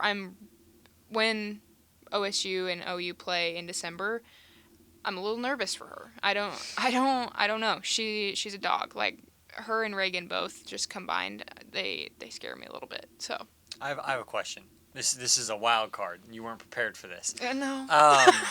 Reagan Beers or Lauren Betts? Which one would you rather have on your team? Reagan Beers. Beers? Okay. I think she's a culture builder. I think Lauren Betts is great. Don't get me wrong. Also, both from Colorado. So shout out. I'm also from Colorado. And I was gonna actually bring up the UCLA game also. Okay, go ahead. Me too. I was doing some research. Sorry. So yeah, Lauren Betts is great, right? And but her sister is also playing for UCLA as a freshman. Also Gatorade Player of the Year for Colorado. Shout out. But she's missing from a leg injury, so she hasn't played yet. Yeah. And so I think UCLA is still missing something there. She's a great player also. She's actually more of a guard to me than Lauren is. Lauren's a little bit taller, maybe more of a post. So I think UCLA has something still coming in for them, which will be very intriguing to me. But yeah, Reagan Beers, I just like her as a culture builder. I think that I just like the person that she is and just the things that I've seen in her interviews and in her personality. Like, I think I like her a little bit more. Like I said, I know I said I was going to be quiet for the women's basketball time, so we got through this faster. The only game I did want to hit on was the UCLA game, which actually, never mind. You keep going, because it was the next UCLA game. They played Okay, twice. yes. Yeah, no, we'll get to that one in a second. Okay, bet. Keep going with the Monday ranked games. Number 10, Maryland. Oh, boy. They put the hurt on Loyola, Maryland. Maryland scored more points off of turnovers than Loyola Maryland scored overall. Loyola Maryland had 29 turnovers, and I think Maryland had like 31 points off turnovers, if I'm remembering correctly. And Loyola scored 26. So You know how bad you have to be to have more turnovers than points? Like, insane. that's awful. Yeah. Just run the program. Oh my. Insanity. Loyola also shot 20% from the field. But that was rough. We talked about a couple of these games because they were finals when we were on our last episode. North Carolina picked up a 90-42 win over NC Central. North Carolina they shot 53% from the field in that game. Nyla Brooks led with 15 off the bench. Ole Miss destroyed Norfolk State, 87-46. Ole Miss shot 40 more shots than Norfolk did. They doubled up on rebounds and forced 22 turnovers in that game. Iowa State, they keep rolling with Audie Crooks. She led with 20 points in that game. They beat St. Thomas, Minnesota, 85-36. St. Thomas shot 25% from the field and 2 of 19 from downtown. Iowa picking up a win over Southern, number 21 Iowa, that is, 86-51. Iowa shot 52% from the field, only 4 of 18 from three-point. And then Kentucky defeated Morehead State 75-59. Kentucky didn't have a great shooting night on Monday, but they were able to still hold them off. They absolutely destroyed in the rebounding game. Crushed the boards. They took 20 more shots than Morehead, and that was just all they needed. Tony Morgan led with 16 for the Wildcats. Any games on those, or can I move on to Tuesday? I just want to shout out Iowa State right now. Yes. I know we talk a lot about Audie Crooks, and I'm a fan, right? But I think Addie Brown is also one of those players. Like, she only had 6 points, but she had 13 rebounds and 8 assists. And that's huge for them. Yeah, Yep. That's huge for them. And she only shot 1 3-pointer. So, like, she really didn't even shoot the way that she should have. They also have that transfer in Jada Williams, who's a dog. She is amazing at what she does also. And, I mean, she had 17 points and 5 assists. So they do have a well-rounded team and kind of replacing... I don't know why I'm blanking on her name. Their point guard from last year, I loved her. But they are really replacing her well. And I think if Addie can really just settle into who she is as a player, they're gonna be really, really good in the Big 12. Yeah. Moving on to Tuesday games. Number 5 LSU obliterated Houston Christian 108-55. LSU shot 53% from the field. Michigan, oh man. This is the game we were talking about this before we started. Yeah. They forced 45 turnovers against Canisius on Tuesday. I don't know if I've ever seen a game with that many turnovers at this level. I don't think I've even seen 35. Yeah. Let me Google it. I've seen 30. I don't think I've ever seen 35, and we're at 45. We're at 45. That's insane. Because of those turnovers, Michigan shot 40 more shots than Canisius did. 4 Wolverines went for double digits in that game. You'll see a lot. If you go through some of these turnover games, we're going to go into another one here in a second that had a lot of turnovers, but good Lord. Keeping it rolling here, number 18 USC took care of business against New Mexico State, 87-48. USC had 4 players go for double digits. New Mexico State had a girl, I don't know how to pronounce her last name, Lucia Yenes. It's Yenes. However you pronounce that, I apologize. But she had 27 points on 11 of 19 shooting. The rest of the team had 21 points on 30% shooting and 20 turnovers. Shout out Lucia. Do not shout out the rest of that team because they did not help her. And then for another game, here's another bad one. Michigan State 125, Mercyhurst 39. Mercyhurst had 36 turnovers, so not quite as bad as Canisius, but still, that's a lot of turnovers. Michigan They also had only 18 rebounds. Not defensive, not offensive, just total. 18 rebounds. That's it. Michigan State shot 62% from the field, by the way. They had 7 players go for double digits in that game. Finally, Richmond, the only Group of 5 team, excluding Gonzaga, that is ranked in either one of the polls, picked up a win, 83-49 over Mount St. Mary's. Maggie Dugan led with 28 for the Spiders. Anything on that game? Moving on to Wednesday. Back to Audie Crooks and Iowa State. Audie Crooks struck 29 on Wednesday. Iowa State beat Southern 85-58. Palindrome there. Notre Dame, behind Hannah Hidalgo's 27 points, destroyed Fairleigh Dickinson 98-52. Vanessa De Jesus also dropped 22 in that game. They had Notre Dame had 5 players go for double digits. Thursday games. This is the one that you wanted to talk about here in a second. Yes. Let me rattle off these games and we can go back to it. Bet. Number 3 UCLA, 87 UC Santa Barbara, 50. They had UCLA relied on a huge second quarter to put that game away. They shot 49%. 4 players went for double digits. Gabriela Jaquez had 21 points in that game. For the how do you pronounce the Gauchos, I think is how you pronounce their mascot. They shot 15% from beyond the arc. Number 5 LSU absolutely obliterated Southeast Louisiana, 115-26. LSU shot 68% from the field. They had 5 players go for double digits. Sela had 29 turnovers and shot a meager 19% from the field. Hooray! I'm sorry, Sela.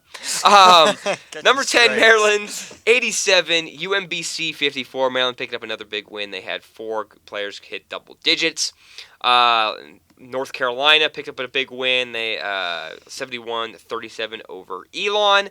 UNC had 5 players go for double digits as well. TCU dominant last night, not compared to their men's team, not like their men's team, I should say. 82-43 over North Carolina A&T. And then Marta Suarez led with 19 for the Horned Frogs. And then finally, number 24, Kentucky, 104, Monmouth, 46.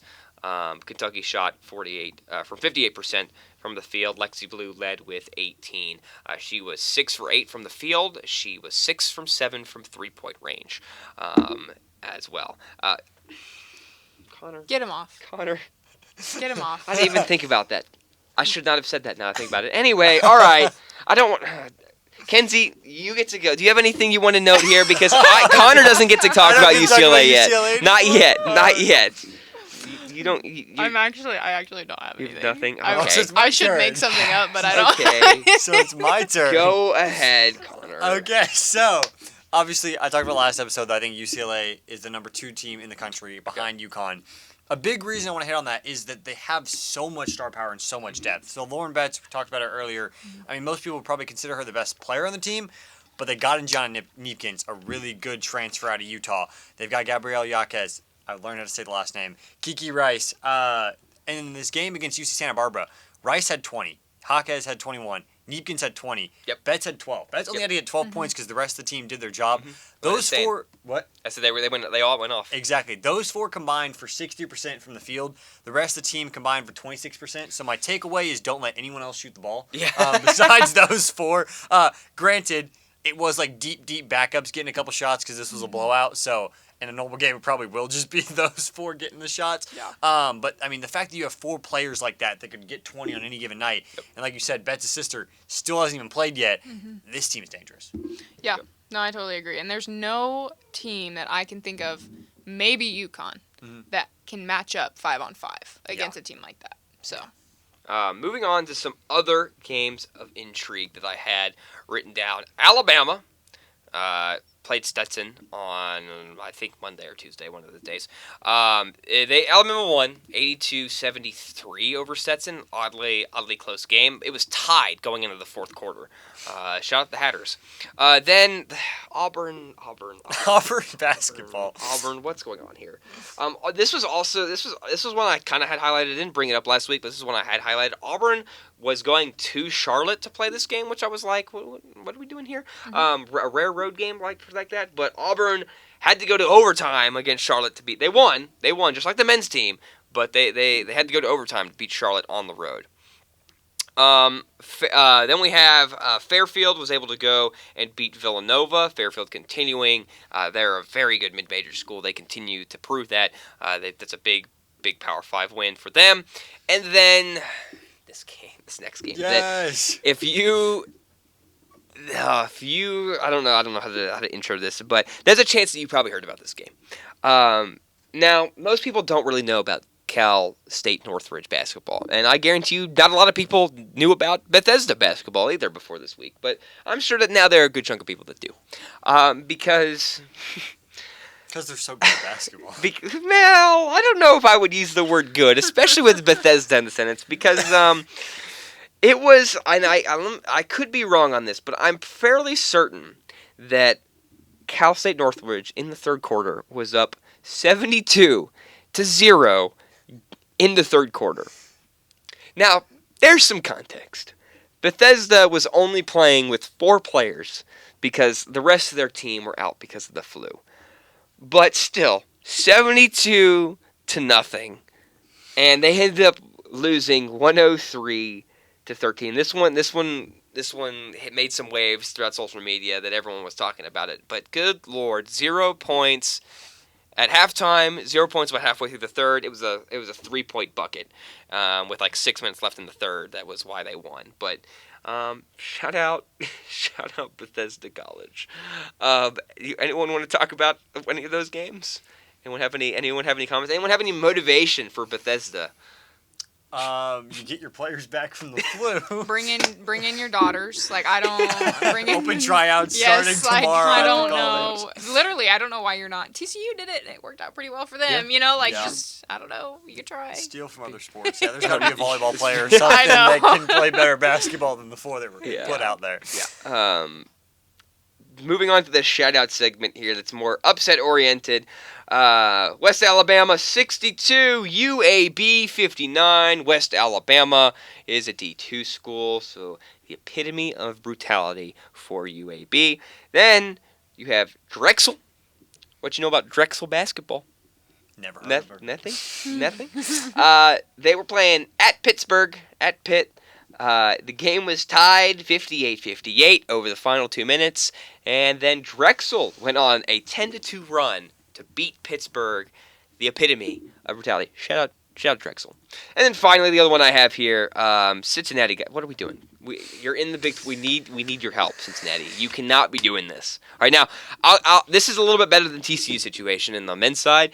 Lehigh has been at least a pretty solid women's team out of the Patriot League the past couple of years. But come on, you can't be losing. Can't be losing 88-85 to Lehigh at home. Maya Perry scored 31 for Cincinnati in that game, but fouled out at the end of the game, and the foul led to Lehigh's game-winning free throws in that game. So shout out Maya Perry for doing good, but you can't foul out in that. You can't foul in that situation, unfortunately. But shout out Lehigh, Cincinnati, the epitome of brutality. Okay, now we have some games we got to go through here that we are happening this weekend. We're going to start here. Number 24 Richmond at number 4 Texas tonight. This is a big game, huge game for Richmond because, as we've mentioned a couple times already, they're the only G5 team that is ranked in the AP poll, excluding Gonzaga. This is a huge test for them. Texas, of course, had that insane win over Incarnate Word. Do we have Richmond? Do we think Richmond has a shot in Austin tonight? No. I don't bet against a Rory Harmon and a Maddie Booker. I just don't. And I mean, Jordan Lee stepped up, but she's not really one that I look for every night by any means. I just don't bet against Maddie Booker. She can go out and do whatever she wants at any point in time. So I don't bet against her.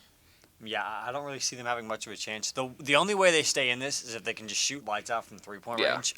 Which, I mean, their first game of the season, they shot 40% from three. They're going to probably have to shoot somehow near 50% from three if they want a chance in this game. I don't think it'll be close enough. Yeah, they're going to have to score points, and they're not going to have to do with what Incarnate Word did, and that is turn over the ball 25 times. I think they have probably a pretty decent shot in terms of hanging with them, at least more so than Incarnate Word did. But it's going to be tough. It's going to be a tough matchup down there in Austin. Well, I will say, Texas is also 17-0 at home last year. Oh, okay. So I mean, it's it is what it is. Yeah. It's hopefully Richmond can hang with them. That's the goal for that game. Oh yeah. The next one is the biggest I think game for women's this weekend. Number 18 USC taking a trip to Raleigh, North Carolina, take on NC State. USC, you have to remember though, no Juju. There's no Juju. No Juju. And NC State coming off of that huge win against Tennessee. How are we feeling about this game, guys? I really think it's going to be a good matchup. I do. I don't necessarily agree with USC being 18 in the poll anyway. Higher or lower? I don't even know if they're in 25. Okay. I just don't. I don't know if they're in the 25. I think that they just gave them a lot of credit because they're like, oh, Juju was really good. And I'm not saying that they don't have a good roster, but I don't know. I feel like a lot of the women's polls are very much based off of where you ended last season. Mm-hmm. I think the men's do a bit better of a job of evaluating the transfers and all of these things, but the women's side does a little bit not as great of a job in my opinion of really evaluating where they're at their roster right now. Mm-hmm. And I don't think USC should be in the top 25 personally. And I also think that NC State they already have a really good win under their belt. It's already there. They've established it. They've shown everybody what they already can, they do. Mm-hmm. And I think that they did it successfully. So, I don't know. It'll be a good game. I'm not saying that USC is going to get blown out by any means. But I just think NC State just has a little bit more reputation with them. And I agree with their reputation, they're number 9. What do you think USC would have to do in order to go and pick up a road win like that? Think that's what's hard also because it's across the country. Yeah. You're also traveling. I don't know how long that travel is, but I don't want to know. I mean, they get on a plane anyway, but regardless, it's across the country, and so I think that that's also really hard. I just don't know. NC State did a really good job. They were very well rounded in their last game, and so I just don't know really what you do at that point. I think one thing that Tennessee did well was attack, and so that would be the only thing that I could think of is try and get them in foul trouble because they have a good bench presence, but they didn't really play a lot, NC State. So I don't know if you can try and make them pull out of their bench, great, but that's the only thing that I could really think of that they would maybe try to attack a little bit. Yeah. No, I think we're on the same page. I don't know a ton about women's basketball preseason, but looking at USC's roster, I was like, how is this team a top 25 team? To be honest, I think I agree with you. I think it's a little bit off of where they finished last year, but without Juju this year, I don't see them being that high. And for NC State, I mean, they did basically everything right in that first game. They stayed out of foul trouble. I mean, only 10 fouls as a team. But I do agree. I think if there's any chance for USC, it's got to make NC State go to their bench because 75 of the 80 points for the Wolfpack was from their starters. Yeah. They only had 4 players off their bench, and none of them recorded more than 10 minutes. Mm-hmm. So I think you got to make NC State go to their bench, but I don't see that they will be able to. So Yeah. The thing that concerns me in terms of USC is that, as we've talked about, NC State has, I think, a very well-rounded starting lineup. They're very good. I mean, Camille Pierre went off against Tennessee with 21. Like, it's a very solid starting lineup with some bucket getters. For USC, I mean, they still have a solid lineup without Juju. The problem is you don't have Juju. You don't have the one that's got to hit the shots when it comes down to the wire. Now, maybe someone steps up on Saturday whenever, if it's, nail biter going down to the wire, if they can. But that's where I'm stuck on off of USC, is I just don't think they got that bucket getter that they need to run out there to hit the shots in order to beat NC State. Yeah, I agree. Final game that we're going to mention, that I'm going to mention because it's a Power 5 on Power 5 duel here. Florida State taking a trip to Storrs, taking on the number 1 UConn Huskies. Guys, maybe they have a shot. Maybe they have a shot. What makes you think? What makes you they say went that? 24-9 last year. Right. They we're gonna ignore they lost to LSU by 30 last year, but Well, ESPN gives them a 2% chance of winning. Maybe that's enough. I just don't. The Florida State last year, yeah, they had a great record last year, but they also had Tania Latson last year, who was the leading scorer. So, I mean, she was dropping 25 a night. Yeah, you're gonna win some games if you have someone dropping 25 a night. But they now play for South Carolina. It just doesn't matter. You don't have her anymore. So, I just. I'm not even going to waste my breath, and it's UConn women's basketball, and this one shouldn't be close. Yeah. Okay. More so, maybe the argument is how many points does UConn win by? 32. 32. He's going specific. 48. All right. 48 is crazy. 48. Okay. 48. I think that you Clip sit shit. down. I think that you sit down and you look at your fourth quarter in your last game if you're UConn, and you're like, should we really take our foot off the gas? And I think Gino does a good job of not playing his starters, the whole time. He's very smart about it. But, even that bench, they need to, make sure that they're picked up and ready to go. Tournament time starts now, you know? Like you said, the road to March, it's now. And so I think that they kind of come back with a little bit more of a statement. I would like to see that anyway. I'm hopeful. Okay, some of the other ranked games, no one really plays a whole bunch of anything great other than the teams we mentioned. Number 8 Tennessee hosts East Tennessee State, ETSU. Number 2 South Carolina hosting Bowling Green. Poor Bowling Green. Rare road game here. Number 12 Ole Miss going to Alabama A&M. Harvard going to number 13 Michigan in Ann Arbor. Number 7 Duke hosting Holy Cross. Georgetown taking on Maryland, number 19 at Maryland. Another random road game, number 5 LSU going to Georgia Southern, out of all places. Sacred Heart visiting number 14 Iowa State. Number 20 Louisville trying to get their first win. They lost to UConn earlier this week. Number 20 Louisville hosting Northern Kentucky. Number 23 Michigan State. Please be nice to Eastern Michigan State. Please be nice. Another road game, number 24 Kentucky going to Buffalo. All right. Interesting road trip, I guess. Maybe you want to see the falls. Maybe, I don't know. And then number 8 Tennessee going to UT Martin. Going to UT Martin. That one's not as a stretch.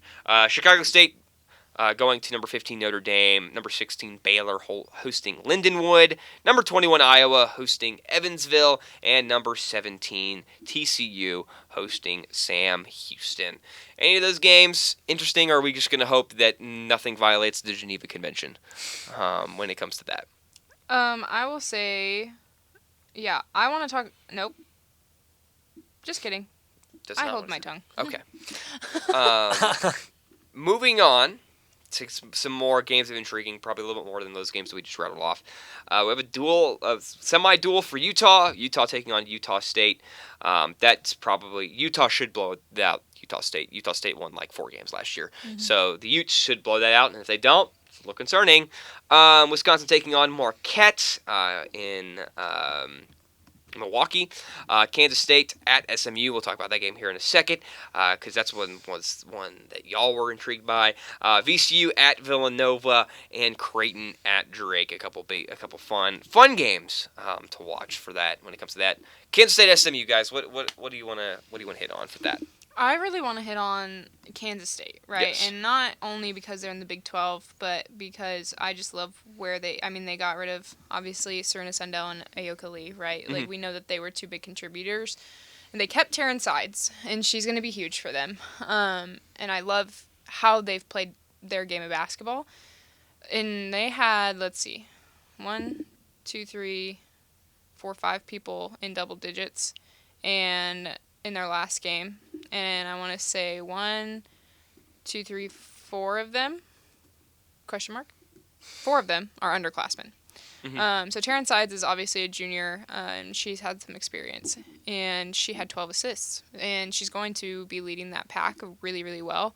But they're also really young, so I think that that's just like intriguing to me, to see kind of how they're going to come back from the really experienced roster that they did have and that leadership that they did have in the Big 12. To now sitting kind of a little bit shorthanded on the leadership side, and more leaning on these sophomores and freshmen that are coming in. So I think it'll be interesting to see how they play against SMU. Not that I think SMU will necessarily give them a run for their money, but SMU's never been terrible. I think that they have money to recruit, so they can recruit, So I think it'll be interesting. That game, I am kind of excited to see how they come out and how they play. Yeah, I really want to shout out Kansas State's recruiting class. They have the second best recruiting class in the Big 12. 2 5-stars for Kansas State women's basketball. Jordan Spicer, number 19 nationally, number 1 from Missouri. And then Brandy Harrod, number 42 nationally, number 7 from Oklahoma. And not to even discount their 4-star they got, Anaya Foy, number 55 nationally, number 4 from Texas. Harrod and Foy already made a pretty big impact in the first game. Spicer also did good off the bench as well. I think those 3 are the keys to this game. Sides is going to go out and get a bucket. I think they didn't really have a great transfer portal class, and they didn't really have a great returning roster. So they really do have to rely on these freshmen to step up early on in the season. I liked how they played in that first game, and I think if they can have another repeat good game for these freshmen in the game 2, I think it should be pretty easy for the Wildcats. Yeah, SMU went 10-20 last year and ended the year, I want to say, on a 14-game losing streak. Right, that's what I said. Yes, but that's what I meant. Yeah. Recruit, and they were good a couple years ago. Yeah. They were in the women's NIT a couple years ago. So it's a solid opponent, and unfortunately, if you buy into the SMU propaganda that they love to spew, they love to say they're good. They have good teams, even though sometimes that's not always the case. But SMU coming in, they're 1-0, winning off of Grambling. But I want to see what the young roster can do against SMU because you got to go on the road. It's kind of a trap game in the sense that you never know what you're going to expect whenever you have a trip like that against a team like that. That really, SMU really just has nothing to lose. Yeah. So it'll be interesting, an interesting game to see and a game to monitor for the Big 12. One other thing I did want to bring up, Creighton, they're playing at Drake, see if they can rebound from that loss to South Dakota State. All right, Go Pokes segment. Yay. Hooray. Go Pokes. This could go for 30 minutes. Yeah. Okay, Oklahoma State had 3 games this past week, Monday through Thursday. They have a game on Sunday. Rattling off the scores, they played New Orleans and absolutely obliterated them on Monday night, 109-48. Micah Gray led with 24 points. Then on Wednesday, they had a little bit of a sloppy start, but they were able to convincingly take out East Texas A&M 97-59. Haley Timmer led with 22. And then last night, they played a little bit of an interstate game against D2 NAIA Langston. Absolutely annihilated them 105-35. And then they will host Oral Roberts on Sunday at 5 p.m. at GIA. Okay, do we want to start with the good or do we want to start with the bad? I would like to start with the fact that I don't necessarily go back on my statement that Langston is a terrible basketball team. Okay. Now you're going to just hear me out, okay? Okay. They played LSU just a week before. They're tired. I'm just saying, they're ranked number 11 in the NAIA. I very much still think that they're a good basketball team. I think Girardi was just Steph Curry. I got that text. I was setting up for BCM, and I get this text of, is Girardi Steph Curry? And I was like, I laughed so hard. I was like, okay, yeah, for sure. So, I don't know. I'm not going to lie. I probably shouldn't admit that I was doing this in the media room, but I was in the media workroom with the security guard editing pictures. And I turned around and went, oh my shit. And the security guard was right there with me like, she hit another. Like, he was getting so hyped. Because I had to edit some pictures for halftime, and I was like, he was literally the ultimate Girardi hype man. So shout out to the security guard in the women's basketball out to the photo room. security He was guard. loving some Girardi. Heck yeah. Lovely. But I guess if we want to talk about these first few games, I think the big takeaway is just the guards. I mean, this is a deep, deep guard team. You've got 6 guards that can drop 20 points. You've got Staley Hurd. You've got Amari Whiting. You've got Haley Timmer. You've got Micah Gray. You've got Lena Girardi, and you've got Jaden Wooten. All dogs, all can get a bucket. They all also facilitate really well. They've been passing the ball around a ton, which is what I've loved to see. But the biggest takeaway for me from these first few games, I talked about it on the show before Monday's game, is I wanted to see the press worked effectively, and I wanted to see the defense forcing turnovers, and that's what I've seen. Haley Timmer's defense, we already knew what we had in Amari Whiting as a defender. She's been amazing, but Haley Timmer has been hustling all over the place, getting steals left, right, center. She had a nasty block last night on one of the Langston girls in the third quarter. I mean, the game was already over, and she just full on palmed it, stuffed it, and then just threw it away. It was amazing to add on to her great night last night. I think the defense is what I've really loved out of these first 3 games. I know you're facing opponents in New Orleans, East Texas A&M, Langston. You're not expecting any of them to score more than 60 points, but it was the effort they were giving, the steals, the fighting for the rebounds. I've seen Timmer, I've seen Girardi, maybe another player dive onto the ground. In these games that don't matter, our players are treating them, I mean, they do matter, but in games that most people would take for granted, Oklahoma State women's basketball players are treating them like it's a tournament game. And still, in the fourth quarter, after Staley Hurd got injured, Girardi is still diving on the court trying to fight a girl for a ball. Love to see the effort. Yes. But we might need to get into that next part. Yes, the effort 100%. You love to see it, from when there's, 10 minutes on the clock, tip off at the first quarter to where there's quadruple zeros and you're joining the handshake line. I love the effort. You can't discredit that. You can't discount that. I appreciate it that they're going pedal to the metal all the way.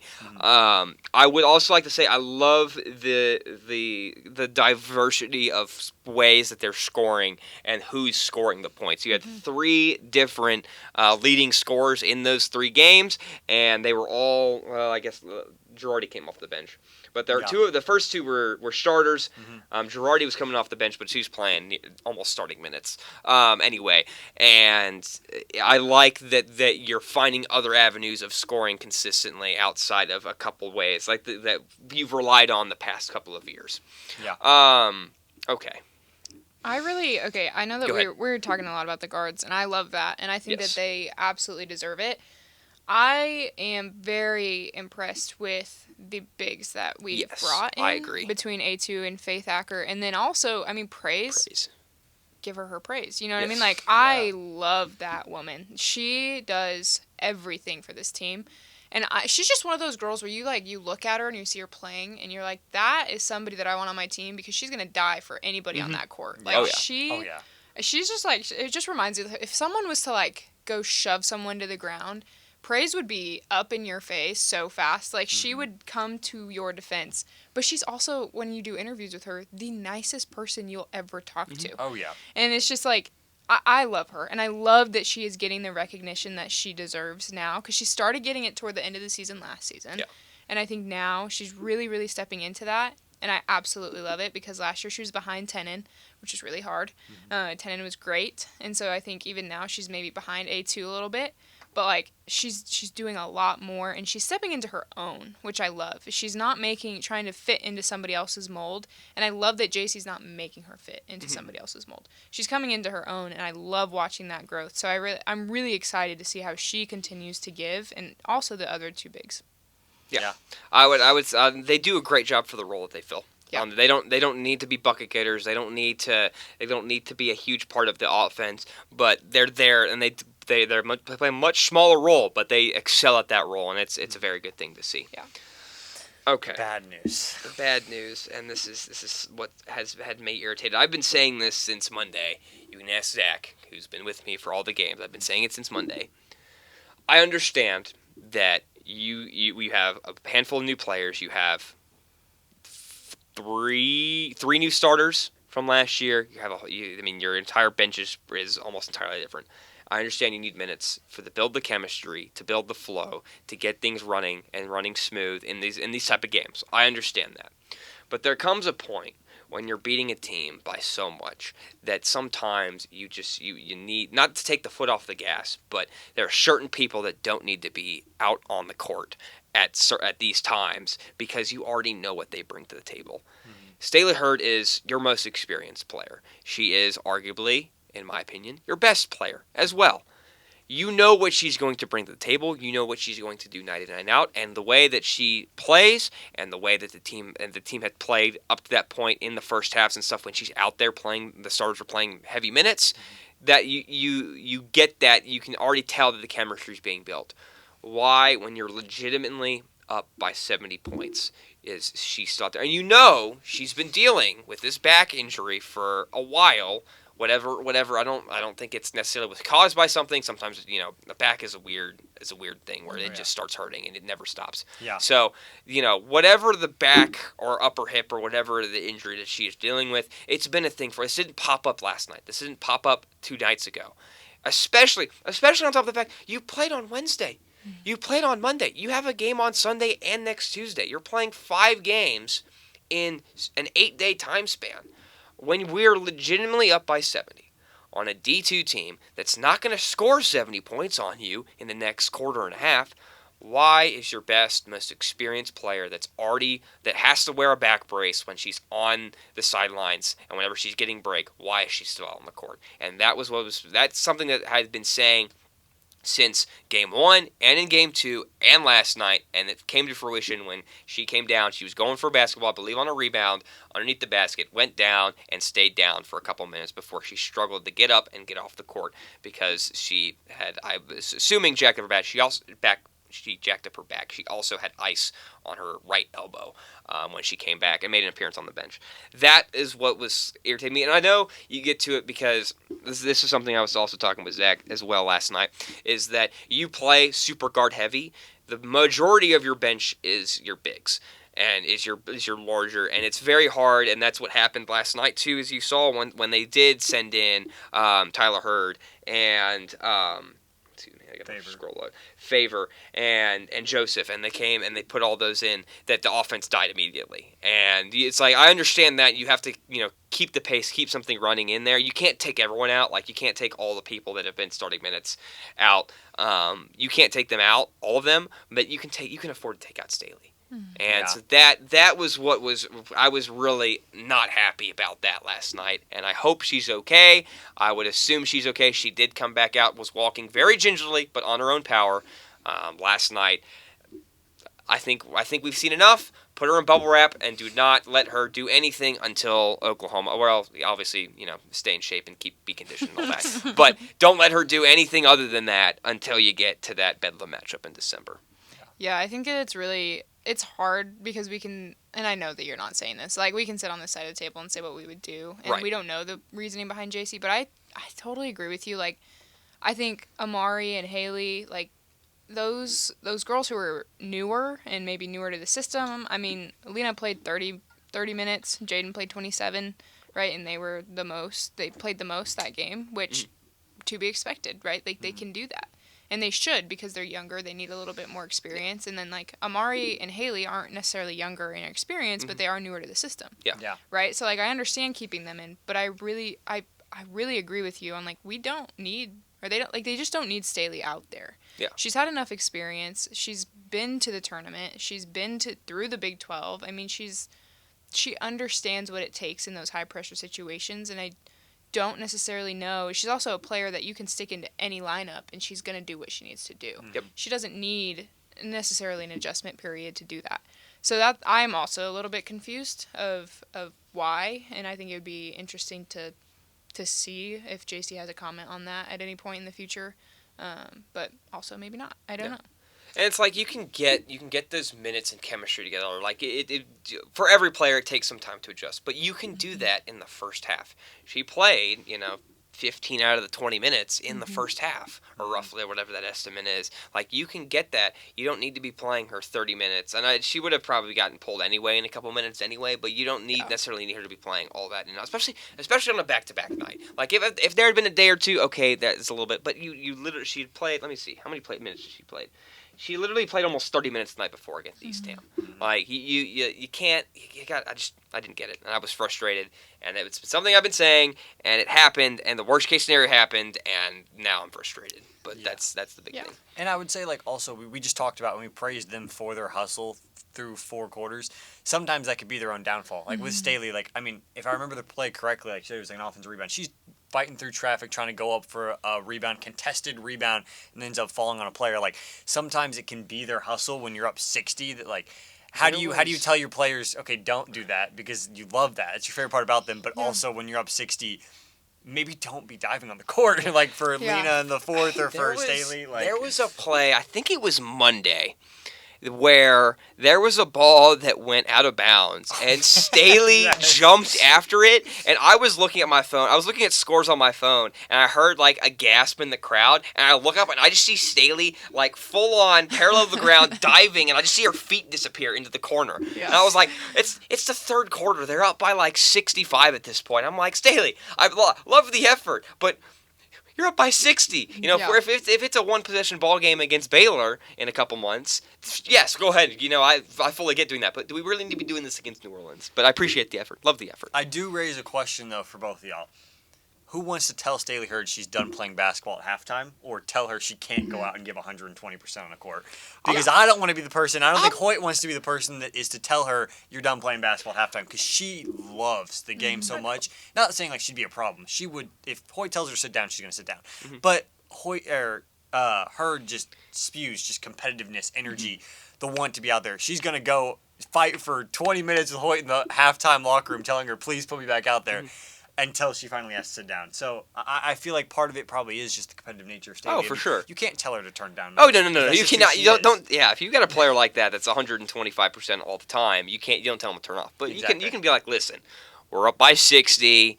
It's Langston.